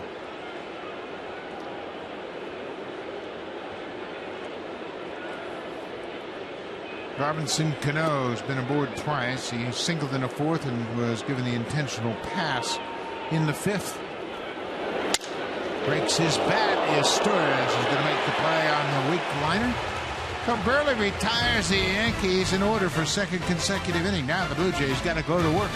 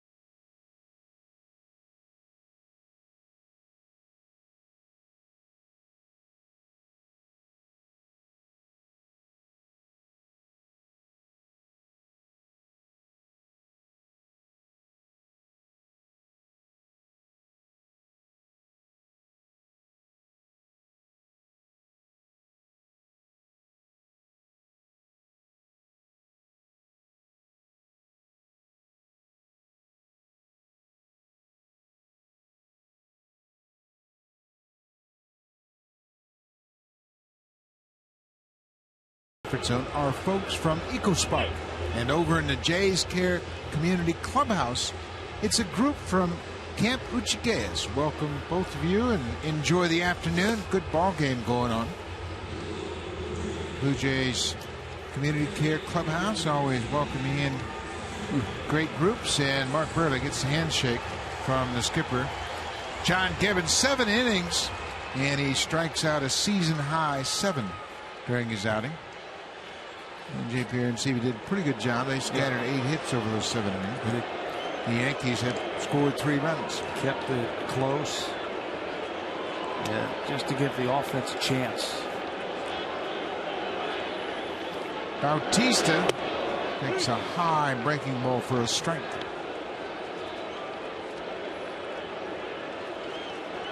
Blue Jays have only had 3 batters reach base against Kuroda. Well, he's done a good job of mixing up his pitches, not only in the pitch selection, but location of the pitches. He's worked the hitters in and away very effectively. And changed speeds. His split finger fastball, or forkball, whatever you want to call it, shuto, whatever they call it, has really taken a little something, the sting out of the bat of the Blue Jays. And it's made his fastball that much more impressive. And his breaking ball. And I keep referencing he and Andy Pettit back to back. Came into this game, their combined stats, Kuroda and Pettit, 6 starts, 5-1, with an ERA of about 2. Very similar, and they're off to good starts in 2013. There's a couple of things that are surprising about the Yankees start. We talked about the home runs early on. They lost 194 home runs with injuries or transactions that sent players away. And with another home run today, they've now hit 26 home runs. They lead the American League in that department. That's a surprise. But also the fact that their starting pitching has been so good. Bautista strikes out. That's the same pitch that got him in the 4th. This copyrighted telecast is presented by authority of Rogers Blue Jays Baseball Partnership and may not be reproduced or retransmitted in any form.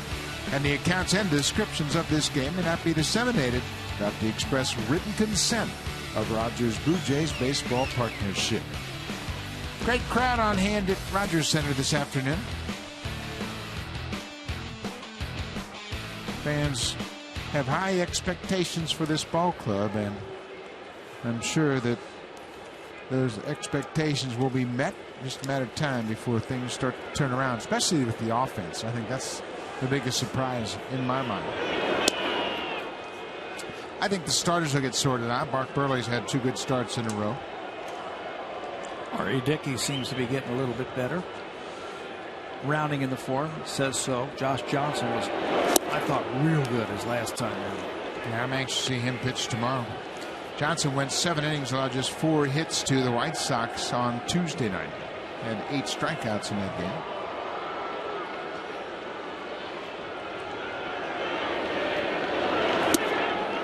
Mike Kuroda just hasn't left anything out over the heart of the plate.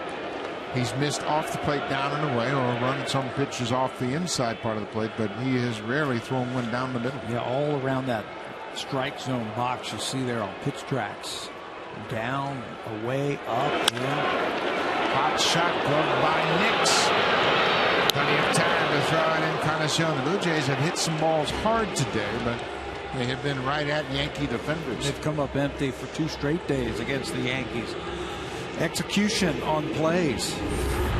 This one is hit hard at Nix. He takes a couple of steps to his left. Now he knows he's got some time. He sets himself and makes a strong throw across the infield. Ball's hit so hard. That's a play where you just react.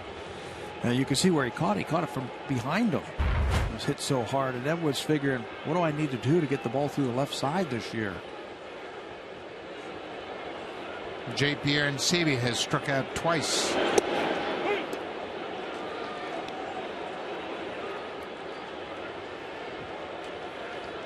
Kuroda has 5 strikeouts this afternoon.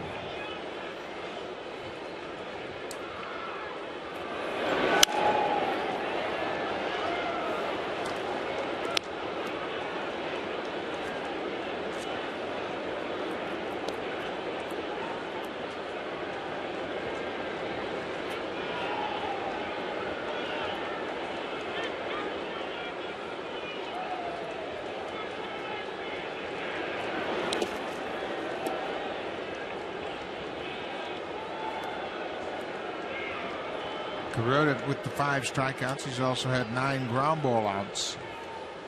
And in the 5th inning, had 3 pop outs. 3 in a row in the 5th. Ball's up in the zone. The Blue Jays just popped in the air. And haven't been able to square things up. His ground ball percentage has gone up from last year also. I think that has to do with the moving fastball that he has, keeping it down in the strike zone in his split. I think you have to throw ground balls in that ballpark, Yankee Stadium. You can't get the ball elevated there. Aaron Sevilla strikes out again. He's gone down on strikes 3 times. This time it's the splitter that gets him. We'll go to the 8th. Yankees up 3-0.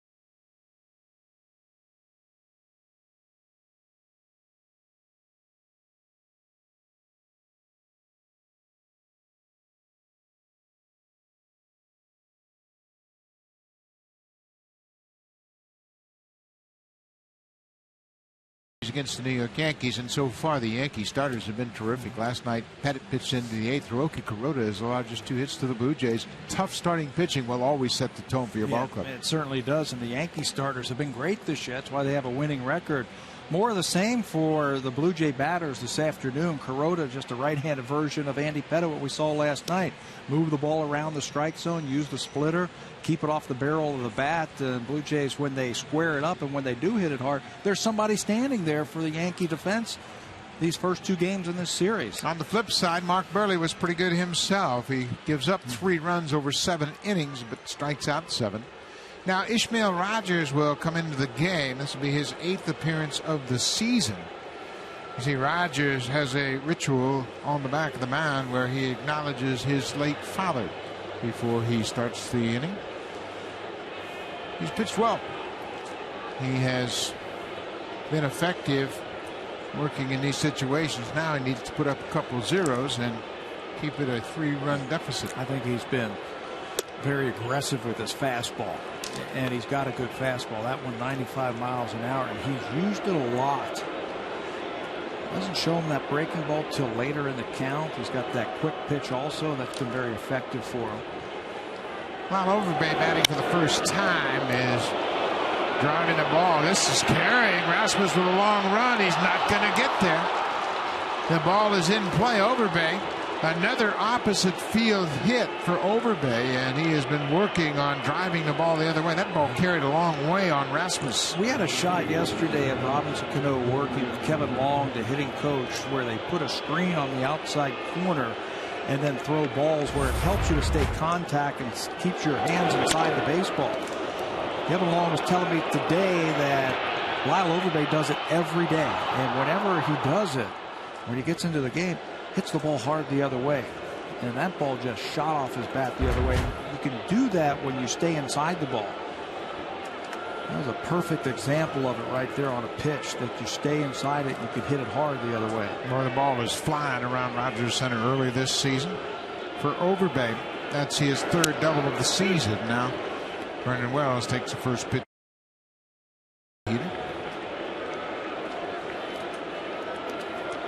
Yankees now with 9 hits. Blue Jays just 2 off of Kuroda.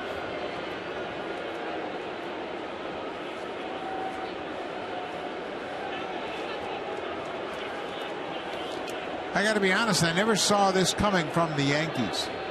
When you look at the loss of all the home run production from a year ago, I just didn't imagine they would have this potent of a lineup early on. And then all the injuries that we saw in spring training. Granderson and Teixeira. Jeter's had a setback. They don't know when he's going to return. Alex Rodriguez hasn't even been a point of conversation because of his hip surgery. And we said, well, it seems like we've been saying it for about 10 or 15 years. Well, the Yankees are vulnerable. The Yankees can be had right now, but they know how to win. They know how to go out there and play this game. Well, Vernon Wells hasn't been healthy the last couple of years. He's been battling wrist problems and then diminished playing time with the Angels. He's getting a golden opportunity to recapture his form with the Yankees.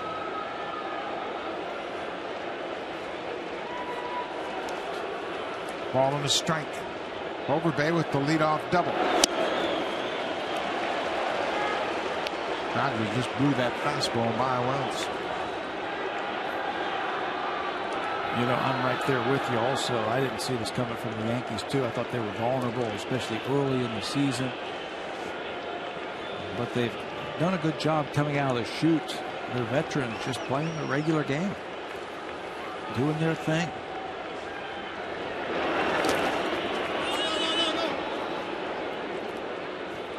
Two balls, 2 strikes. Top of the 8th inning. Yankees scored a run in the second on Vernon Wells' home run. They added 2 more in the 5th. Kevin Youkilis drove in 2 with a line drive past Brett Lawrie into left field.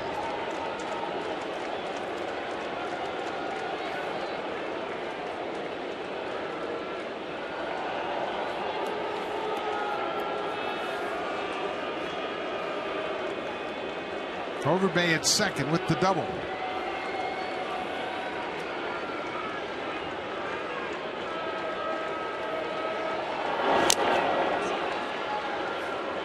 He's got a good fastball. 97 on that last pitch. Yeah, it's free and easy too. Gets to the plate. He's using it early.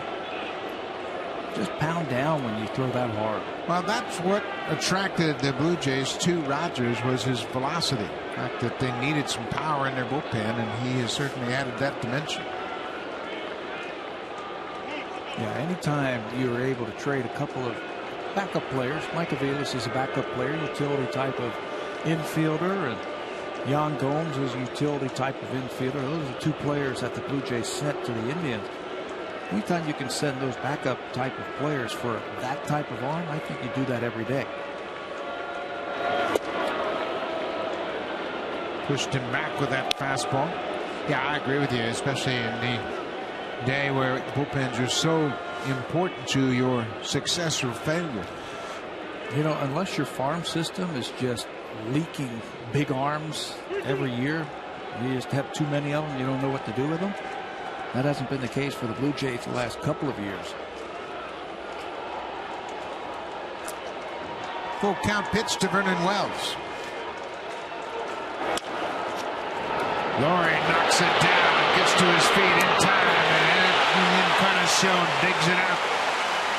Lawrie takes away a double from Vernon Wells with a terrific defensive play, and then throws him out at first.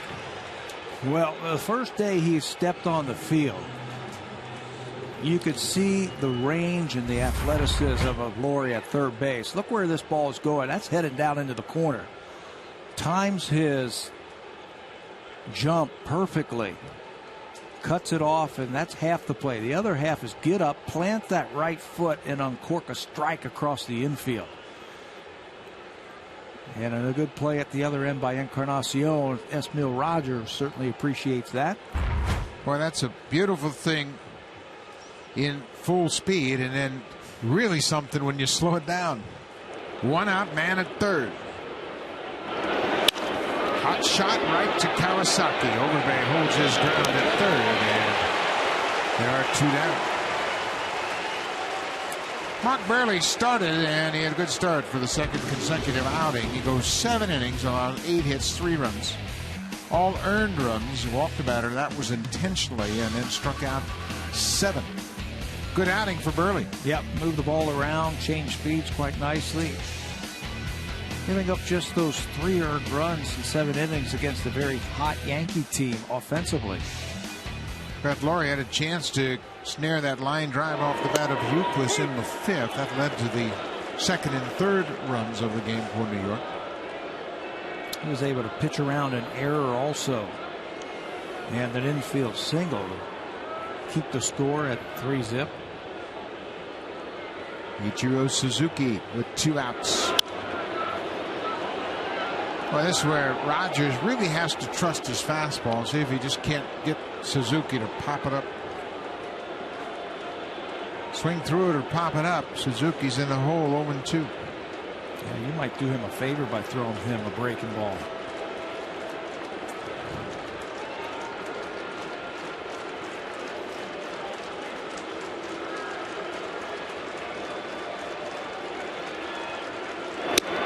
There's a good fastball well off the plate inside. Suzuki does such a great job, especially with 2 strikes, of keeping that bat in the hitting zone for so long. It's almost as if he just extends it and stays with it, and that's why he's able to hit 2-strike breaking balls. Yeah, even though he's leaking out of there with his lower half, he keeps his hands back.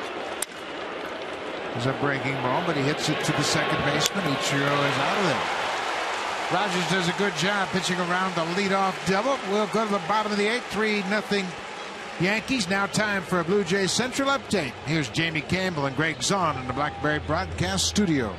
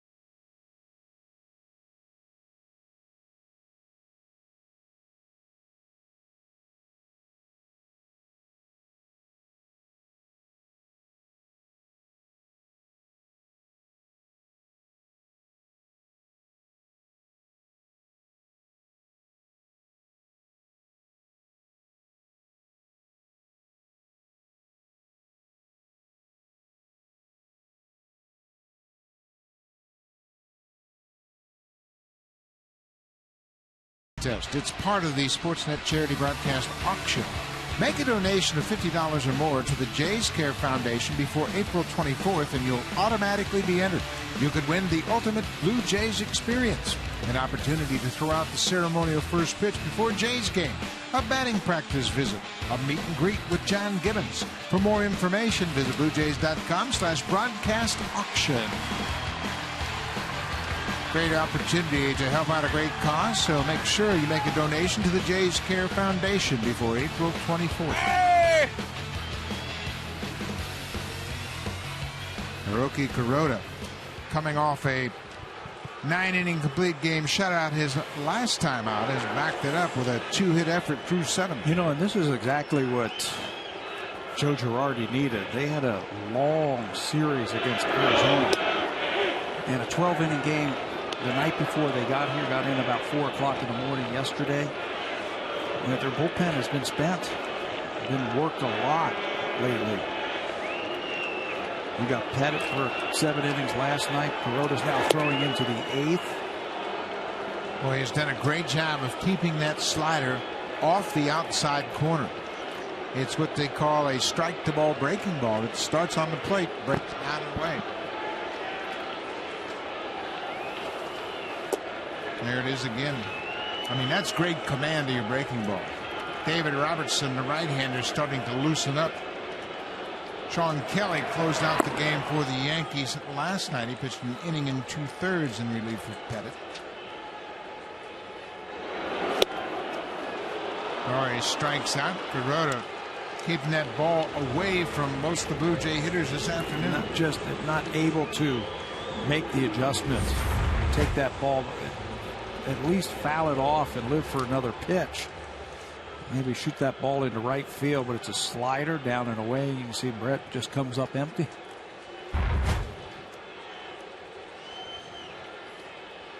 One down in bottom of the 8th. Colby Rasmus. Boy, he has mastered the get me over curveball, hasn't he? Yeah, just flip it up there. Say, okay, I know you're down by 3 runs. I'm going to take advantage if you're aggressive here and try and get an early out. Just flipped it up there. Kuroda has thrown 72% first pitch strikes this afternoon, 18 of 25. He's been in command.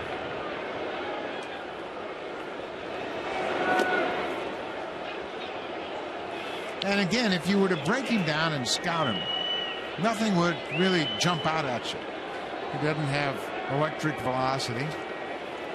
He just has an overall complete package of pitches that make him most effective. Yep, 3 pitches that he can throw anytime and anywhere. 2-2. That being said, he's only a game over 500 for his career. Yeah. 59 and 58. But he's got a very impressive ERA at 3.41. Sharply hit. Overbay can't make the play. Looks like Overbay had a bead on it. He came into the game defensively for Kevin Youkilis. Youkilis had to leave the game because of a tight back. And Overbay, a very good defender in his own right, looks like he's going to make this play. It hit to his glove side and it just went underneath his glove. Right there, he reaches for it. Doesn't leave his feet. So you figure he has a beat on it, goes under his glove and into the outfield, and that'll bring Joe Girardi to the mound. Well, Joe Girardi got his starter into the 8th inning. Kuroda hands the ball off. He, like Andy Pettit, goes 7 1/3. The bullpen will come on for New York. The right-hander David Robertson to face Meiser Astouris when we come back.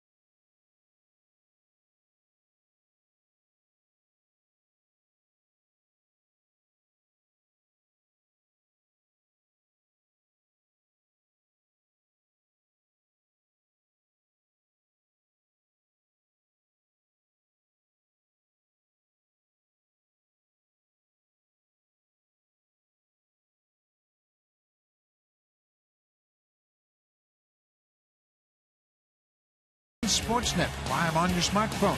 Visit RogersAnyplaceTV.com/sports to get started. Lots of great Blue Jay fans on hand here this afternoon at Rogers Center. 46,095. We'll watch David Robertson make his 6th appearance of the season. The main setup guy for Mariano Rivera. Robertson's got a great arm. He's got a fastball. He's been cutting the ball just a little bit more this year. And he's got a very good overhand curveball. And he's a strikeout pitcher. You see the numbers right there as he picks up Kuroda here in the 8th inning.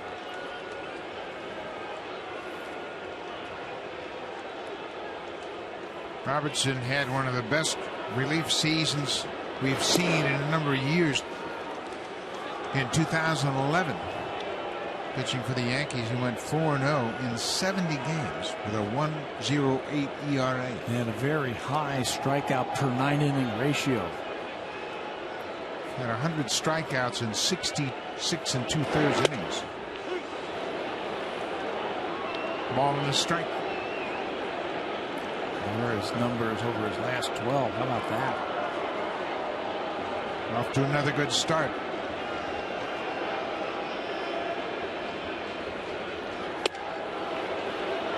Upstairs with the fastball.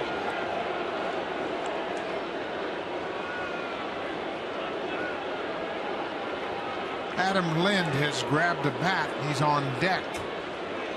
Going to bat for the shortstop, Munenori Kawasaki.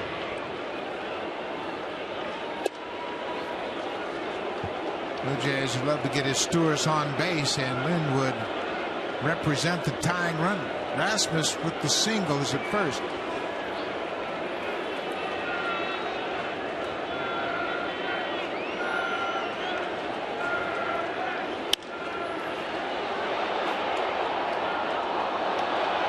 Slot down the left side into the seats, 2-2. You have to really force yourself to get on top of that high fastball. He'll pitch up there, Robertson. And again, he's got a good curveball he'll use for strikeouts. He's cutting the ball. It's a high riding fastball. It seems to skip up at the top of the zone. Full count, 1 out. Most of the pitches this at bat have been up.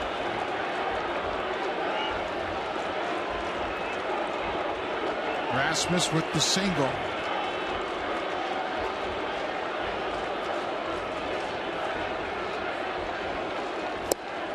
Breaking ball, he strikes him out. Well, that's confidence when you can throw a 3-2 breaking ball with the possibility of walking the batter to get to the tying run. And a guy who can hit a home run that pulls the string just a little bit, and Stewart swings over the top of it. 8 strikeouts now this afternoon by the Yankee pitchers. Larry Rothschild, the pitching coach, out to the mound for the first time today. He's had a pretty easy day. Kuroda kept him on the bench all afternoon. All he's doing right here is reminding the defense where he wants to play Lind, and reminding Robertson how they want him to attack Lind. Lind coming on as a pinch hitter.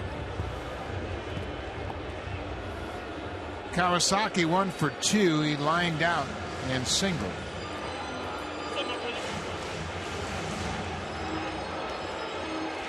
Two outs.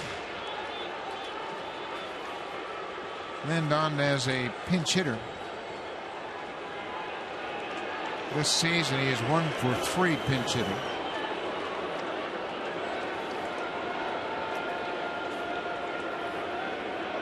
Bottom of the 8th inning. Yankees lead it 3-0.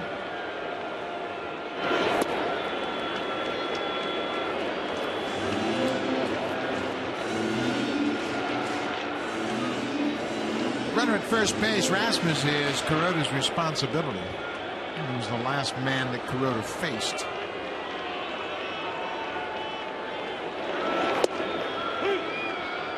One and one.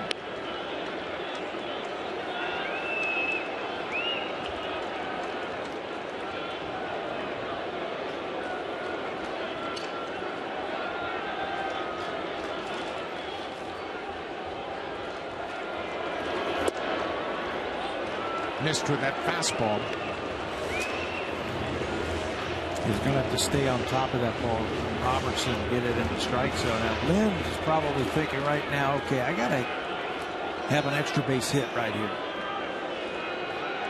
I'm not thinking about getting on base. I'm thinking about driving him in. 3-1. He can really look for his pitch now. Yeah. Do something, because if he hits a double and Rasmus scores, then the tying run comes to the plate, and you're 1 run closer. Extra base hit should be on your mind right here. Take one shot at it. All for it. That will bring the tying run to the plate. Lynn takes the walk as a pinch hitter.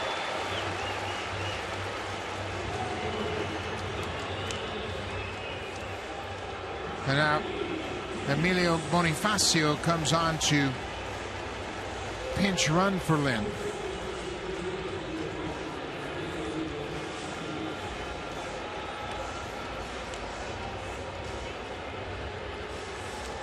So Lynn with the base on balls. Now 2 are aboard with 2 outs.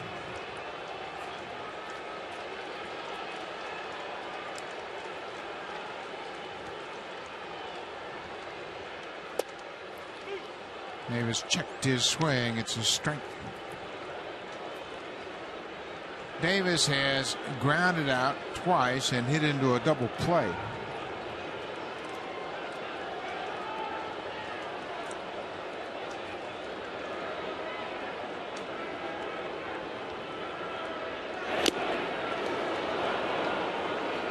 Oh, 1-2.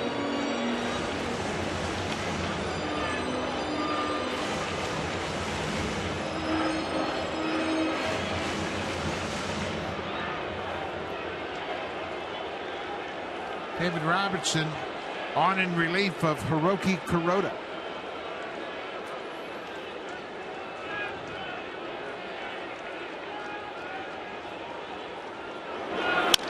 Breaking ball up the middle for a base hit. Rasmus rounding third. He comes in to score. Bonifacio goes to third. And Rajai Davis gets the Jays on the board here in the 8th. I think David Robertson just did Rajai Davis a favor right there. He threw him a couple of fastballs and it blew him right back through him. And then he threw him a curveball. Davis cuts down his swing and sends it right back through the middle for an RBI single. Bonifacio hurries over to third base, first and third. But that curveball really helped out Rajai to hit the ball out in front, keep the inning going. A huge hit. A 2-out RBI hit by the Blue Jays. Now Davis at first really puts pressure on Robertson with the stolen base. Rajai Davis represents the tying run. 2 outs. Melky Cabrera has hit the ball hard all afternoon.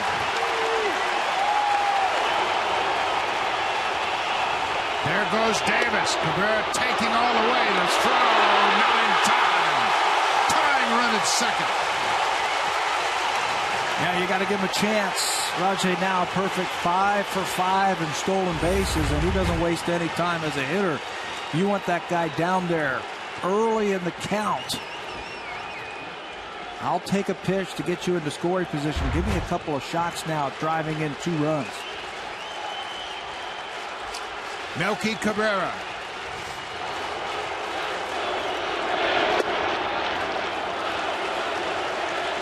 Melky doubled his first at bat, lined out to the second baseman in the 4th, and hit a hot shot to Cano in the 6th. He's hit the ball hard 3 times this afternoon. Yeah, he was all on everything that Kuroda was throwing.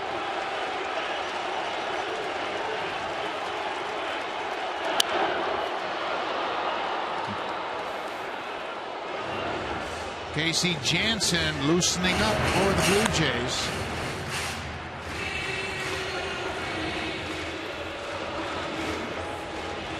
Over 46,000 on hand, and they'd love to see Bautista hit this inning. Yeah. So would you and I.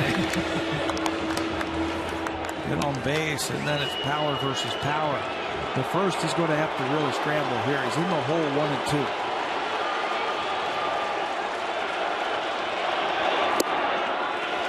Cervelli trying to decoy Cabrera. He set up inside and then wanted the ball down and away. Just in case Rajai Davis was flashing location to Melky Cabrera. Rajay out at second base. 2-2.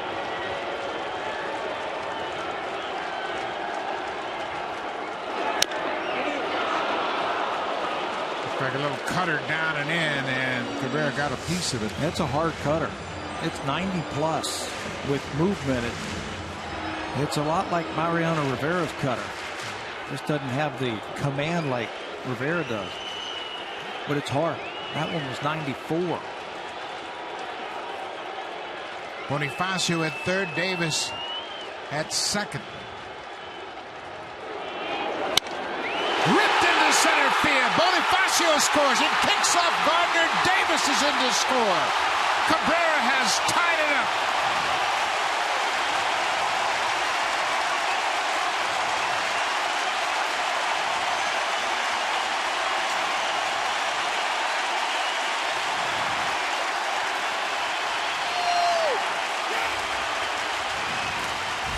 You said it. He's been hot all afternoon. Watch the short swing. Hardly any movement by Cabrera. Just uses his hands, punches it back through the middle. Gardner thinks he has a shot because it was hit so hard on one bounce. It comes up on him, and he doesn't come up with it cleanly. And we are all tied. And Bautista gets to the plate.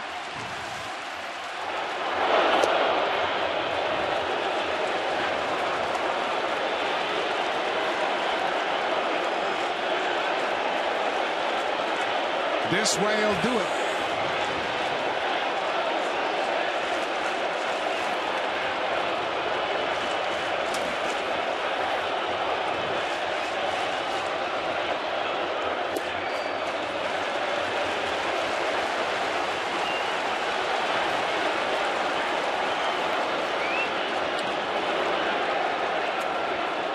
Robertson struck out his Stores, then walked. Lind as a pinch hitter. Davis and Cabrera single.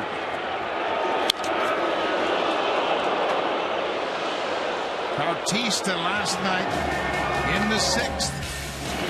Pitch that was out over the plate and down. And he creams it to center field. 450 plus to dead center.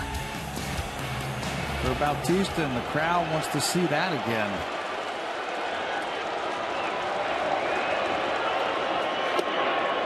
Blue Jays have waited all afternoon to score. But they have scored 3 in the 8th to tie it. Joe Girardi has the ultimate confidence in his bullpen, but the Blue Jays have cashed in. 3-1. Breaking ball struck right at the top of the zone. So now Cabrera at first will be off on the pitch. Here's the high breaking ball. It's been a strike all afternoon. And a little advantage here. Melky Cabrera can take off at first base. There he goes. Bautista takes ball 4. So the go-ahead run is at second. Edwin Encarnacion will stride to the plate. You know, and they can't go to the mound to talk to him because they've already had one visit. Then the Rothschild went out there to talk before Adam Lind's at bat. Looks like they want to get somebody up now. But they can't cross that liner. They'd have to take him out. Encarnacion is 0 for 9 against Robertson in his career. Good time for number 1 right here. Somehow into the outfield. The rookie Kuroda saddled with a no decision. 2 outs.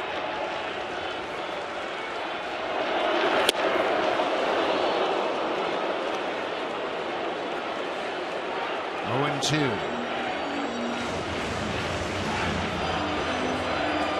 Cabrera with a 2-run single has tied it. He's at second. Bautista walked at first. Try to get him to chase again, and Encarnacion wouldn't bite. Boy, reaching back for a little something extra there. And some late movement.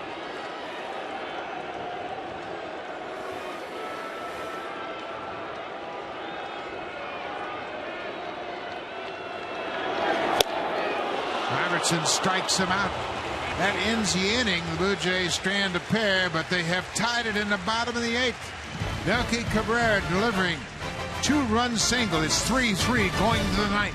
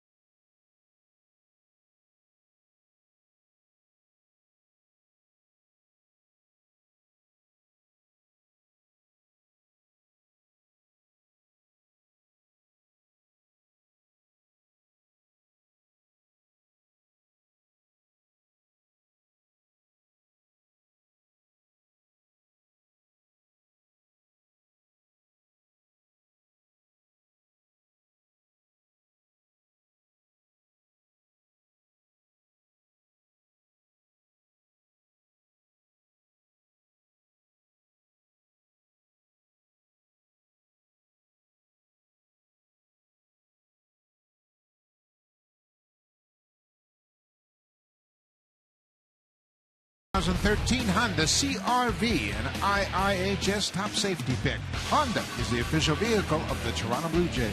Melky Cabrera had been on all afternoon. He's hit the ball hard 3 times. We'll make it 4. He's going to tie it up with a 2-run single to center field in the 8th inning. Hit that ball so hard it handcuffed Brett Gardner out in center field.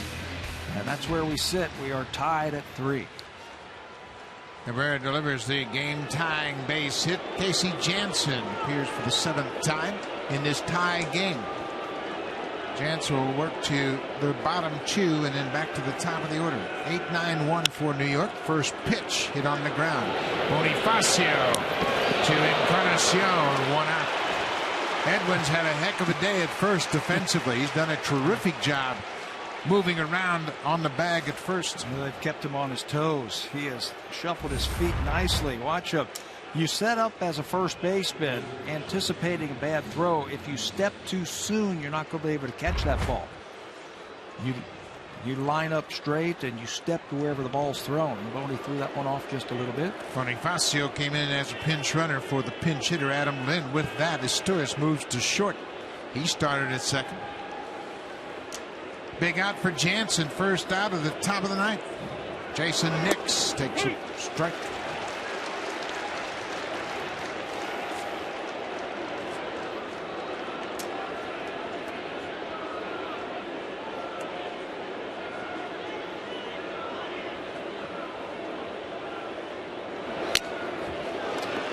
Jansen didn't like the pitch, but he'll take the result. The result was a strike, but you're right. He wasn't happy with his location. He got under that one just a little bit. It sailed on him.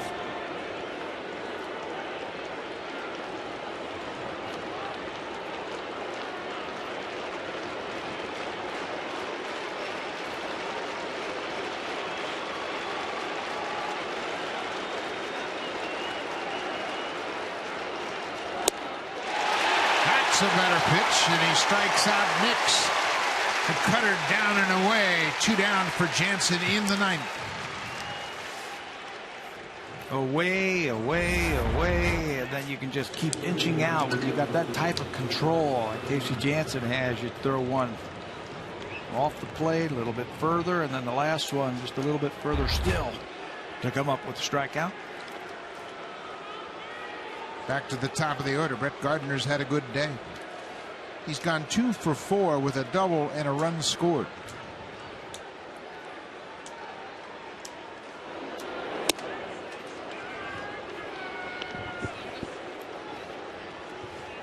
He has had great career numbers against the Blue Jays in his short career.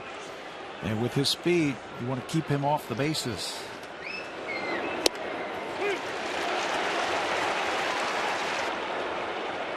Jabba Chamberlain was throwing, and he looks like he's ready to come into this ball game.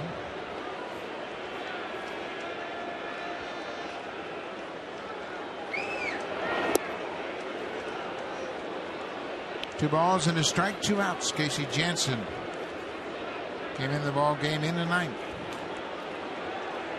Ishmael Rogers did a great job in the 8th inning, pitching around the leadoff double. 2-2. Took some great plays by the Blue Jays infield to keep that runner at second base. Brett Lawrie made a great play on Vernon Wells. Take a hit away from Wells and threw him out. Kawasaki did a good job of infield in, and they hit a smoking liner at him. He snuffed it out and made the out at first. 2-2.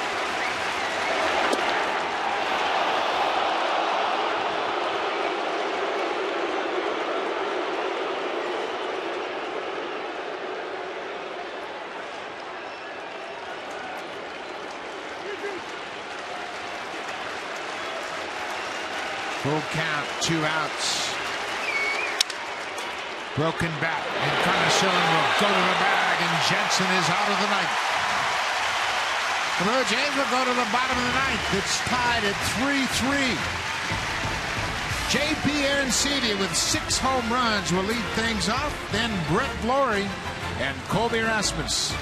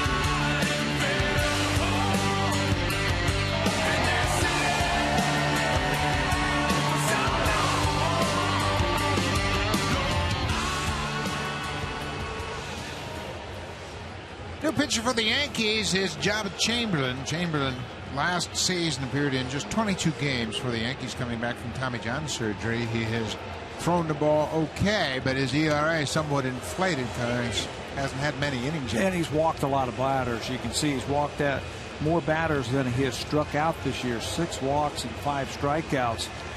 Fastball, slider. Basically the combination from Jabba Chamberlain.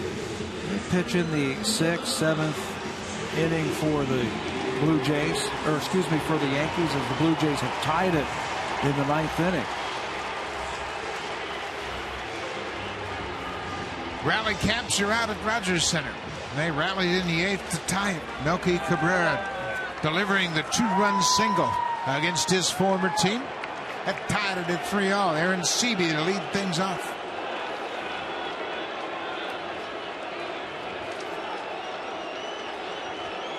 JP facing Jabba Chamberlain for the first time.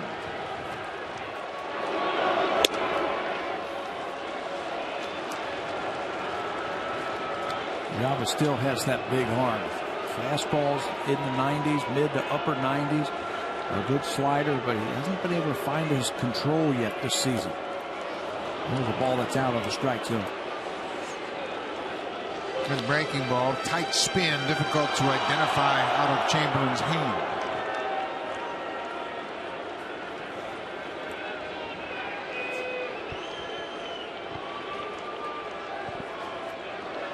Chamberlain's now 26 years old. Big rip fouled into the glove of the catcher. Java came up in 2007, end of the year, and made a big splash in New York. Appeared in 19 games and had a 0.38 earned run average. First big league game was right here. And Sevilla fouls it off the catcher and stays alive. Yeah, he was a fan favorite too when he came up. Boy, throwing hard, getting a lot of strikeouts. He was a starter in the minor leagues for the Yankees, and he has all 4 pitches. Once they moved into the back of the bullpen, they've cut those down a little bit. Basically fastball, breaking ball.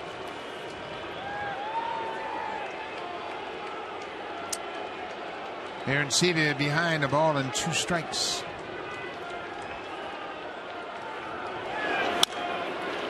Bounce to third. Nix rights himself. Long throw. And Overbay stays on the bag for the out. Throw was offline, but Overbay was able to make the play. We'll be right back at it tomorrow as the Blue Jays and Yankees will wrap up this 3-game series. It all starts at 12:30 p.m. Eastern Time. That is the pregame show, and 9:30 a.m. Pacific Time. We'll be right here for the matchup. Ivan Nova goes to the mound for the Yankees against Josh Johnson. Johnson threw the ball very well here on Tuesday night against Chicago. Brett Laurie goes after the first pitch. You know what you don't want to do in these situations or try to end it with one swing. The percentages are just not in your favor to do that. You just want to have good at bats, string it together. Breaking ball, he went too far. Both balls out of the strike zone, and he's in the hole 0-2.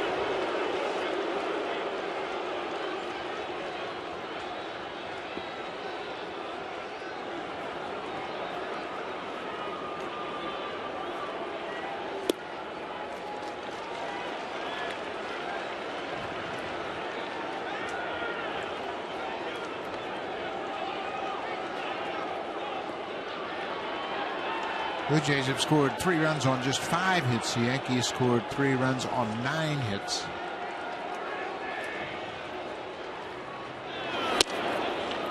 Only home run in the game was Vernon Wells back in the 2nd inning off of Mark Buehrle. Wells solo home run, his 5th of the season.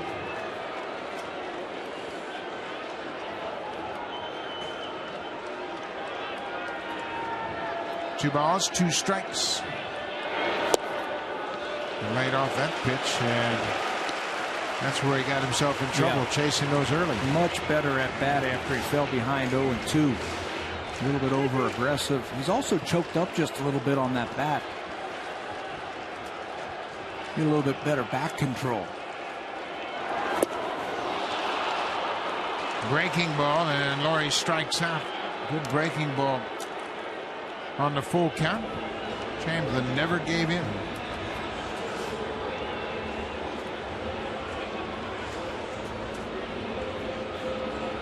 Now Joe Girardi's got Boone Logan ready. Colby Erasmus is the scheduled batter. Jabba Chamberlain gets his 2 men. Now the big lefty Boone Logan coming out of the bullpen to face Erasmus when we come back.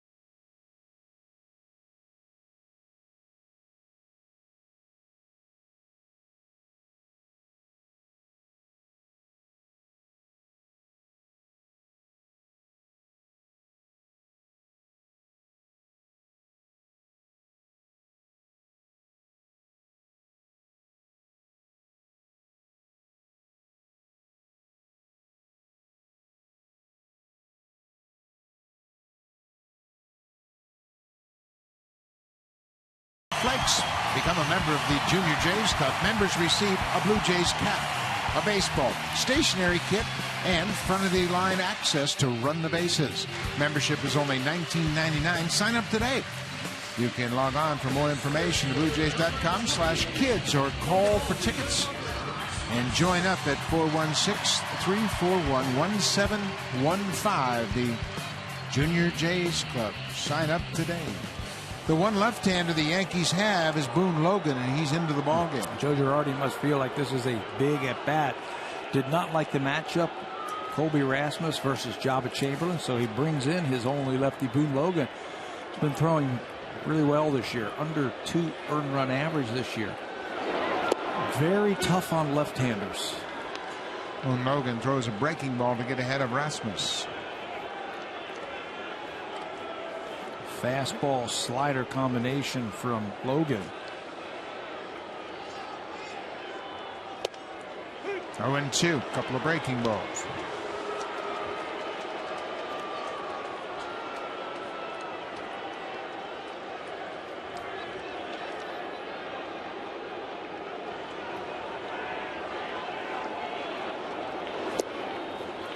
Three in a row, and it's 1-2. I don't think he's going to see a straight one. Maybe for show. Maybe if they go upstairs, try to throw a high fastball. Teams have been known to do against Colby, but Logan's going to use that slider. Bottom of the ninth, 3-3 game.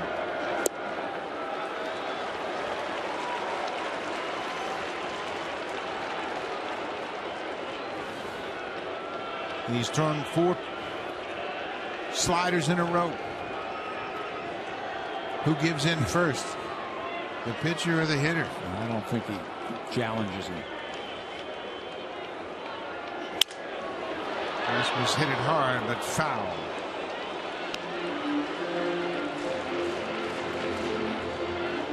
Broke his bat. He'll get a new piece of lumber.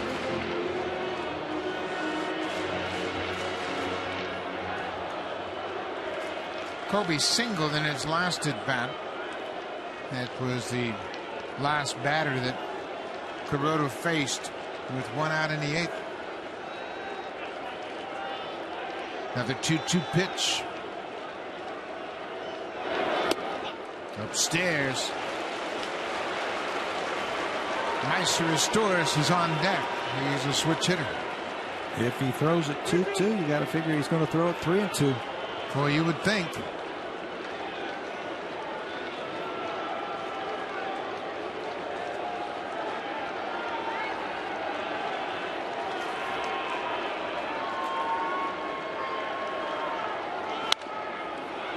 Threw it again, and another foul by Rasmus. Yeah, that one was up and in. One that he could handle.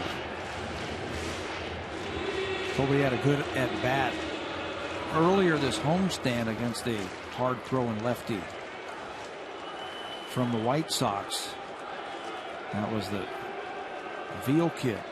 Hit a double into the right field corner on a breaking ball that was in. Another 3-2 pitch. High fastball, and Rasmus strikes out. A couple of strikeouts in the inning. Yankee bullpen pushed it to extra innings. We'll go to the 10th. They're in loop into the ball game.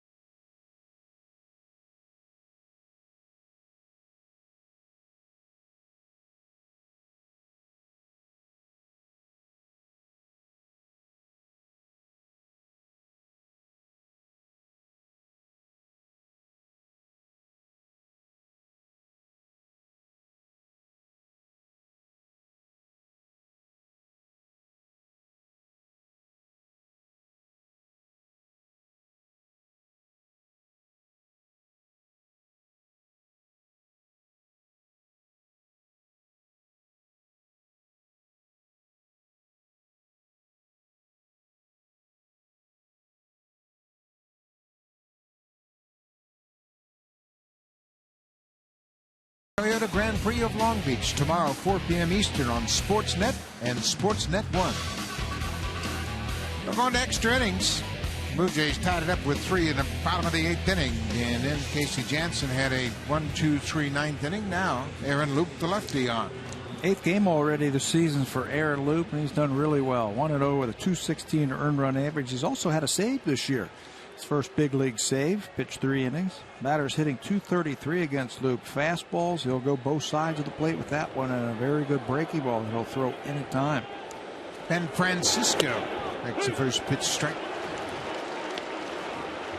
Francisco was part of the Blue Jays deal that brought them Jay Happ July 20th last summer.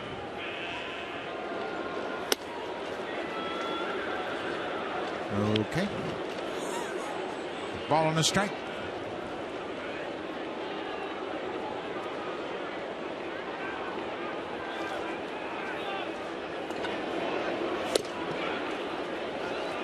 Two and one. Luke facing his first batter. Francisco, the right-hander, started against Buehrle. Well, Luke's been a welcome addition to this bullpen. Doesn't make any difference, righty, lefty, comes right at everybody. This ball is popped into the air. Melky Cabrera, the left fielder, calls for it. That's the first out of the 10th. You know, you just have to watch how managers use pitchers, young pitchers. Do they throw important innings? And it looks like John Gibbons is showing a lot of confidence in Aaron Loup, pitching him in big innings against the big part of lineups. Oh, he's got great stuff.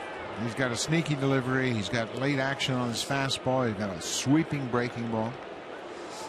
The way he throws and where his arm comes out of, hitters can't pick the ball up. They say it looks like it's coming right over his shoulder and out of his shoulder. That's a good test for him right here, Robinson Cano. Cano is 3 for 5 against Aaron Loup. We saw that coming last year. Loup's first year in the big leagues, and let's see how Loup fares against Cano. He's ahead 0-1. Boy, he tied him up, and that's hard to do. 2 good pitches right in on his fist. Steps over towards first base, first of all, to hide the ball. So there's some deception in his motion. And then he throws that ball on the inner half. If you're looking out over the plate, you're going to get tied up.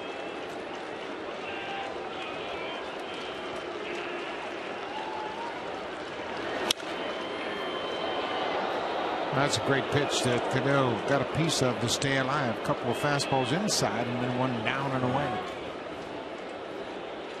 I think Loup has shown that when everybody expects him to throw a breaking ball, he can throw a good fastball and still beat you with it.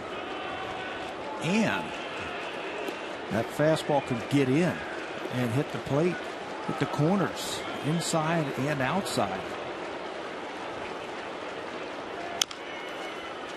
Chopped up the first baseline. Loup will flip to Encarnacion.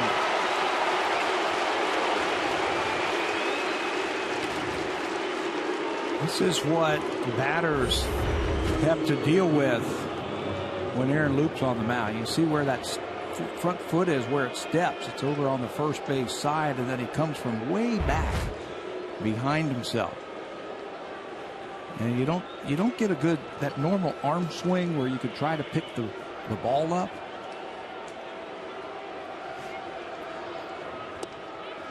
It's very difficult because the hitter sees the back of his right shoulder, and you just don't ever see the white of the baseball until it leaves his hand. Yeah, and it's on top of you, and then you got half a second to determine if it's a fastball or a breaking ball.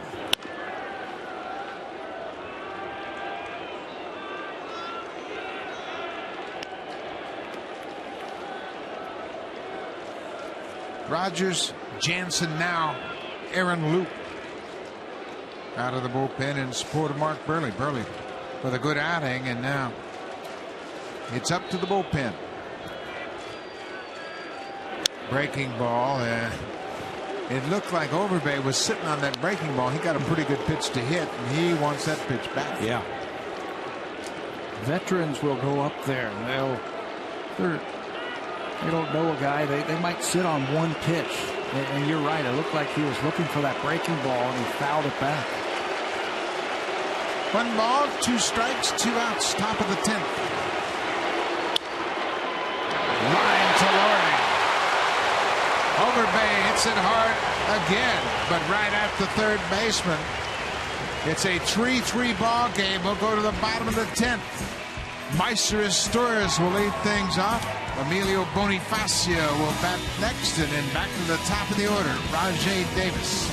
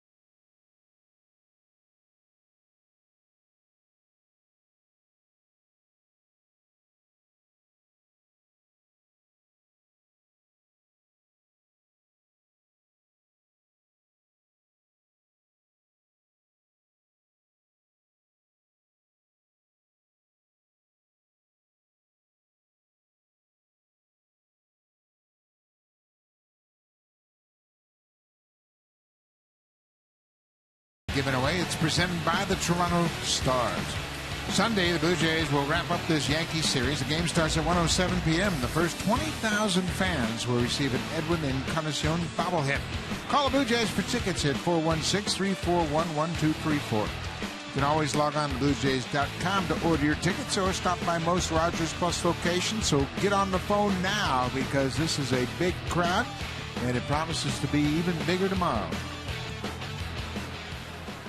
Meiser Asturias, the switch hitter, bats against Boone Logan. Logan came in the ball game and struck out Kobe Erasmus to end the ninth.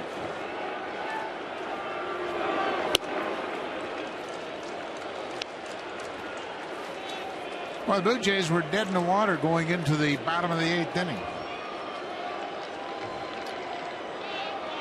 And they rallied. Made the most of their hits. They only have 5 hits this afternoon. Going into the bottom of the 8th, Brett Laurie struck out, and Kobe Erasmus got a single off Hiroki Kuroda. That knocked Kuroda out of the game.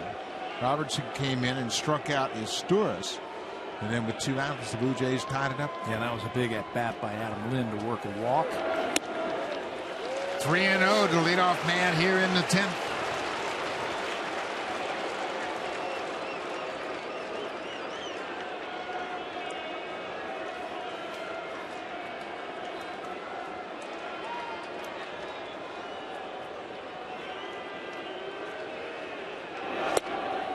Taking all the way, it's a strike. Sean Kelly worked an inning and 2/3 in last night's game, loosening up behind Boone Logan. 3-1 to Asturias. Ripped into center field, a leadoff base hit.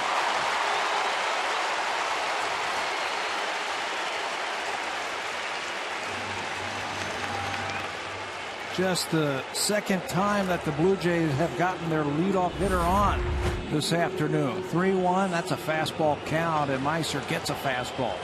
Hits it off the end of the bat, but clears Boone Logan, the pitcher, out in the center field. So a good start. Let's see how the Blue Jays play it now. Bonifacio with his first at bat. He came into the game as a pinch runner for Adam Lind in the 8th. Yankees are expecting a bunt. Bonifacio slid his hand up the barrel as if to bunt.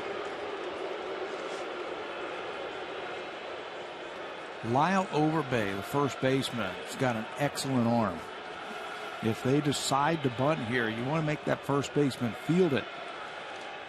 You don't want to bunt it too hard, though. He's got a great arm. Bonifacio pulls the bat back and takes the ball. You see Overbay charging hard after Logan lets go of that ball. Bonifacio has had some trouble in these situations trying to bunt. Kansas City was asked to lay down a sacrifice, ended up not getting the job done. He squares again. This time he bunts it beautifully up the first base line. Overbay to first just in time.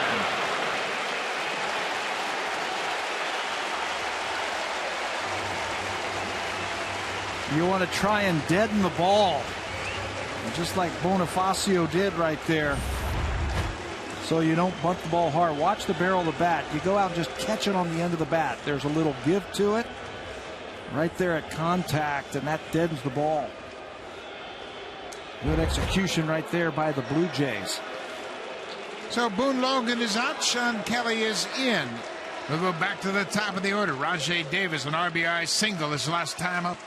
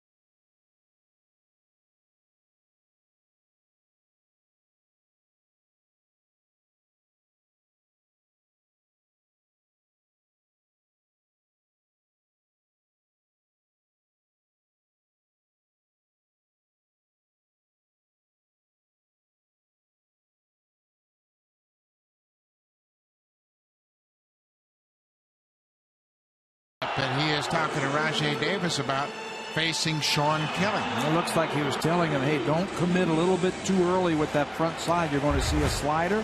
You're going to see the ball down in the zone from Sean Kelly, so stay right on it. You have to shoot at the right field. Go ahead. There are his numbers. We saw Kelly in last night's game. Righty-lefty split about the same. 11 strikeouts and just 3 walks this year for Kelly. Winning run at second base, Meiser Asturias. Rajai goes after the first pitch and pops it up.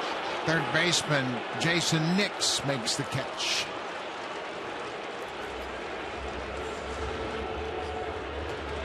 This is the second extra inning game of the season for the Blue Jays. They lost game 2 of the regular season, April 2nd. 11th inning home run by Mark Reynolds right here at Rogers Center. That's exactly what Jose was saying. Breaking ball, first pitch. Don't commit too soon. And he pops up a very tough pitch, the first pitch of the at-bat. Melky Cabrera tied it in the 8th with 2 outs. He can win it with a base hit here. Drives home Asturias.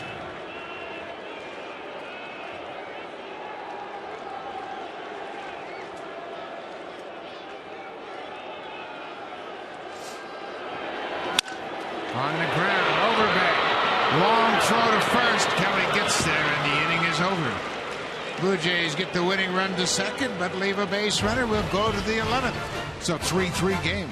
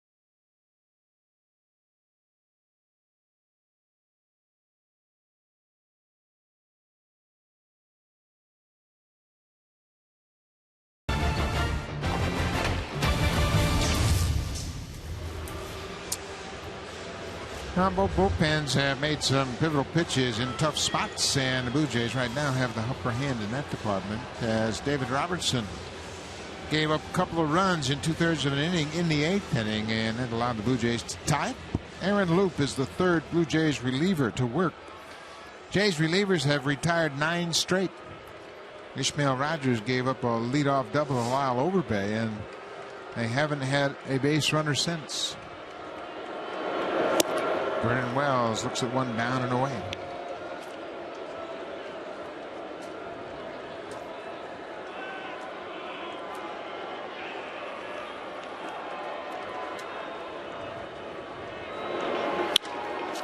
That ball is into center field and down for a base hit in front of Rasmus. Blue Jays had a leadoff single in the bottom of the 10th. Wells starts the 11th with a single. Scorecard is getting full as the fan is keeping track of what's going on here today. Steve Delabar is loosening up down in the Blue Jays bullpen. Wells with his 3rd hit of the afternoon. Showing some plate coverage that time against Aaron Loup. Be interesting to see what the Yankees do in this situation. Leadoff man on. Cervelli, the catcher, is adept at bunting. Laurie even with the bag at 3rd. Not showing bunt. Takes one down and in.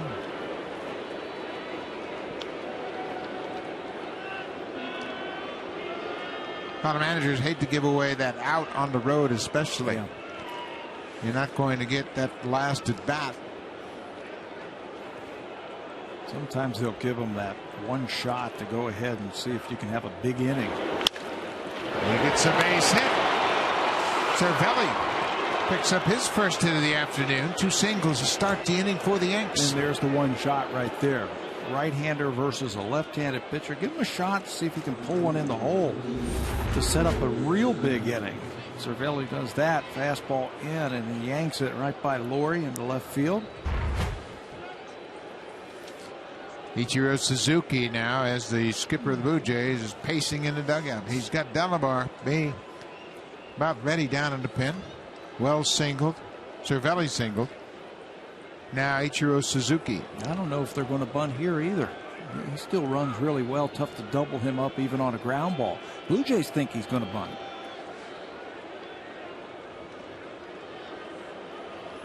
Shortens up and bunts it back to the pitcher, and Laurie's away from the bag, and it goes down the left field line. Wells comes in to score. Cervelli is being waved home. He scores. And the Blue Jays defense has allowed the Yankees to score 2 here in the 11th. Yeah, just like yesterday, a couple of runs scored for the Yankees on an error by the Blue Jays. Joe Girardi's elects to bunt, and it's right back to the pitcher. So there is a play at 3rd base. 1-2 hops, but Brett Laurie took a couple of steps in, a little bit too much. And now you're trying to hit a moving target right there, and that is tough for a pitcher. You read it, you get back right away. You can see he just took 2 steps in too far. And now he can't get back to 3rd base, and the ball's down the left field line. It's a sacrifice for Suzuki. Loup is charged with an error. He'll turn things over to Steve Delabar, but the Yankees have taken a 5-3 lead here in the 11th.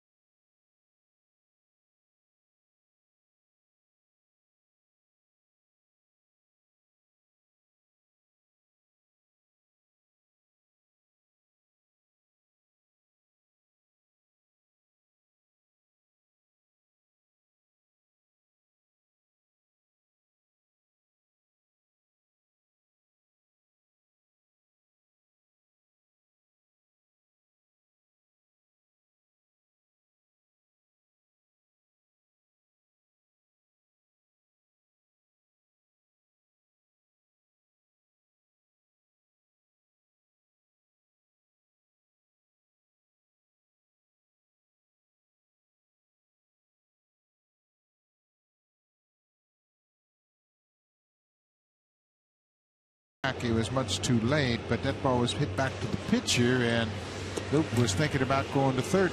They couldn't connect, and it leads to 2 Yankee runs. Now Steve Delabar making his 9th appearance of the season. He's going to have to put out the fire right here.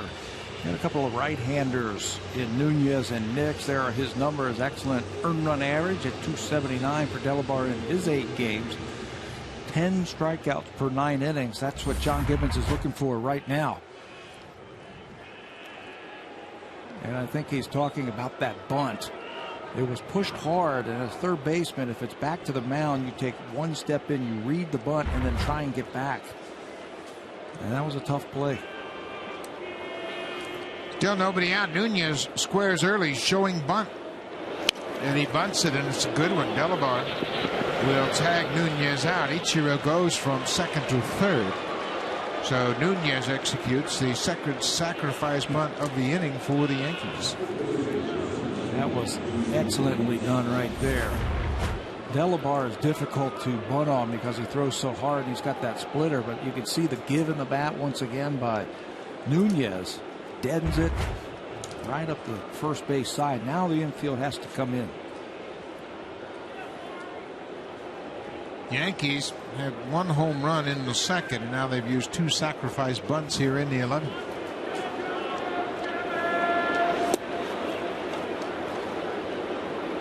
You think they might play squeeze with Ichiro at third? I was thinking the same. Nix does a lot of things to help the ball club.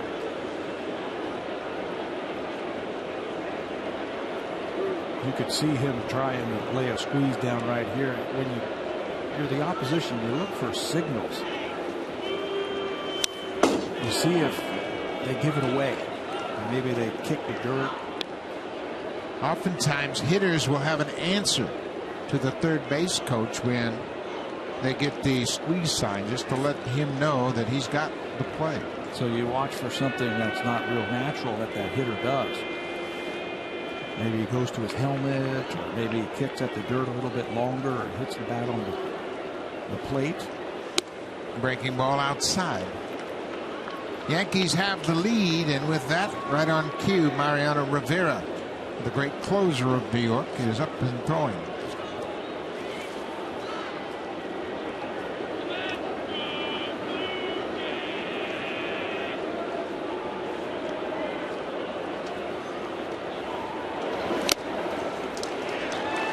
Fastball foul tipped into the glove of Aaron Sebia.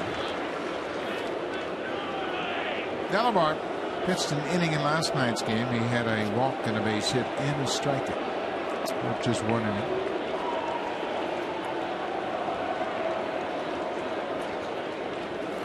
Needs a strikeout here. 2-2, 1 out. Ichiro at third. And splitter sailed on him off the plate inside.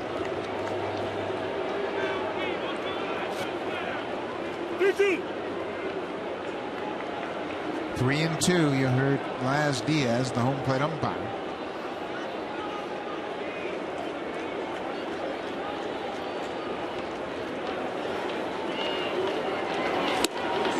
There's the strikeout Delabar was looking for. The high fastball gets Nix. Let's go back and look at the first bunt that Ichiro Suzuki lays down. Runners at first and second, and a chance for a force at third. Watch Brett Lawrie takes a couple of steps with those last 2 right there. Now it's too far to get back to the bag.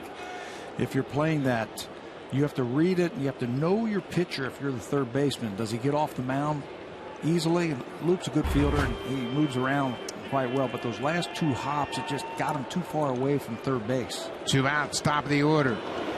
But Gardner takes a good fastball for a strike. Mariano Rivera is loosening up in the Yankees bullpen. Blue Jays middle of the order, 3, 4, and 5 scheduled to hit. Bottom of the 11th.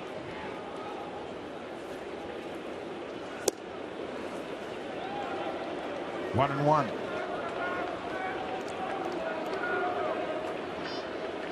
Blue Jays tied it up with 3 in the bottom of the 8th.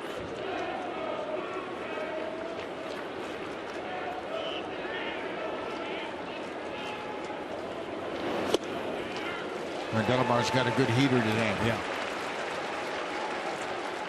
Free and easy at 95 with that last one.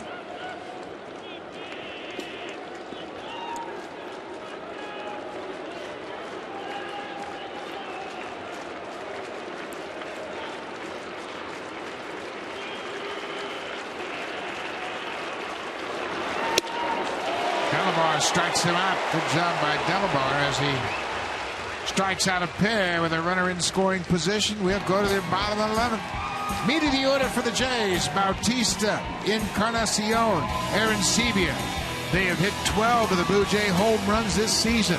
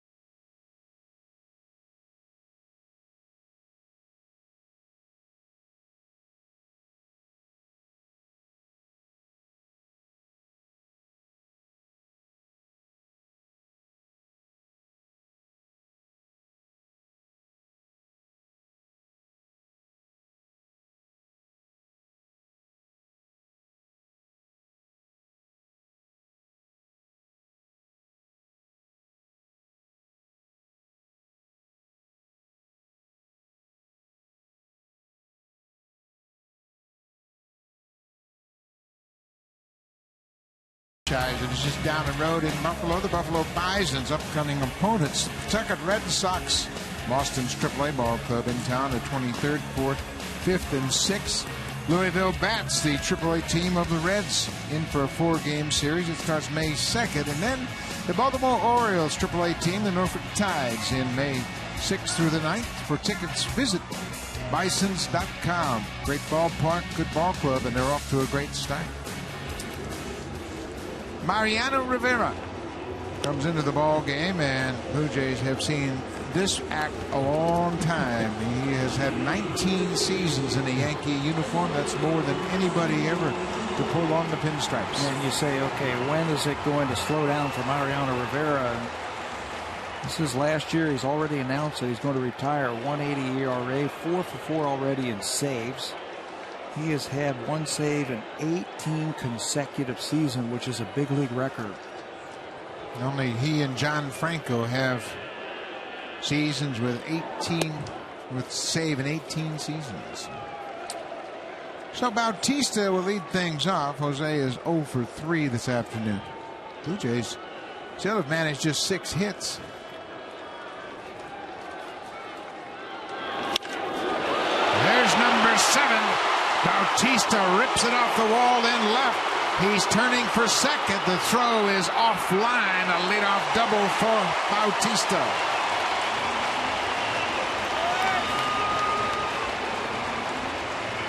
Jose's first hit off of Mariano Rivera. He is now 1 for 6. And he didn't waste any time.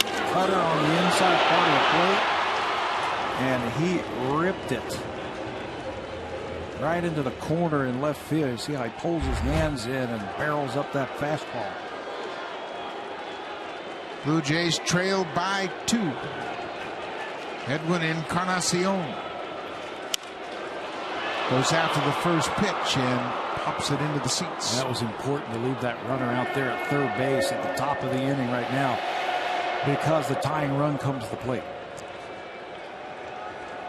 Delabar's 2 strikeouts, leaving that guy there at third base, gives Encarnacion a chance to tie it up.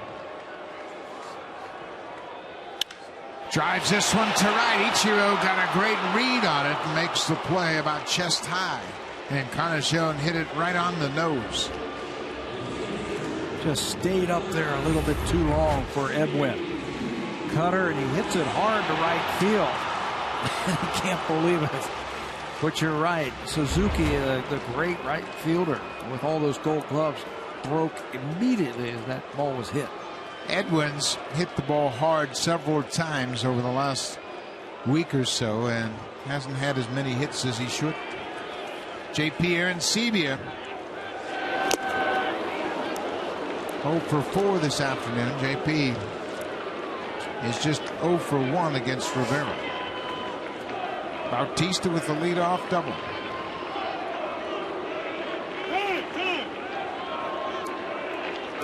There have been 36 home runs hit here at Rogers Center, most in the majors. Bautista's going to steal a third. Arancibia got a good pitch to hit. JP hit one last night, his league-tying 6th home run. I think this was a 2-strike home run right there. Breaking ball from Sean Kelly, and he smokes it into the seats in left field. Good 2-strike approach right there. Plate coverage. He's in that spot again here against Rivera with 2 strikes. Look at where he put those pitches. You talk about grouping some pitches where he wanted them. 3 pitches up and away, and he strikes out Arancibia. Yeah, he's not out there just throwing that cutter. There is a purpose and a mindset of what Rivera is doing.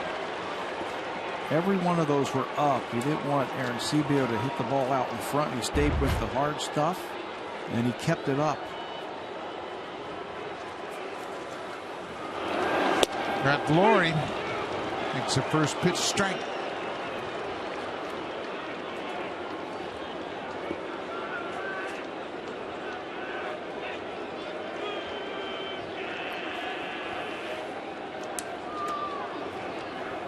Mariano Rivera, we mentioned his 19th season in a Yankee uniform. He passes Yogi Berra, Mickey Mantle, and Derek Jeter, who have all played 18 seasons.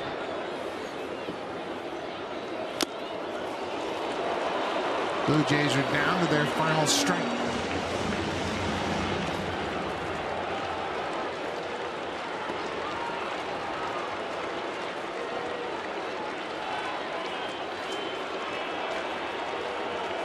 Strike 3 called. Mariano Rivera has been doing it his whole career. 1 pitch, and he is able to pitch his way into the Hall of Fame. Another save for Mariano Rivera, his 5th of the season. Number 617 of his Hall of Fame career. Vernon Wells with a home run, Ichiro with a bunt. The Blue Jays had their chances today, but the Yankees play good fundamental baseball for Joe Girardi and come away with a W. Tough loss in extra innings. They're now 0-2 in extra innings. We'll see you tomorrow afternoon. Stay tuned. Connected coming right up.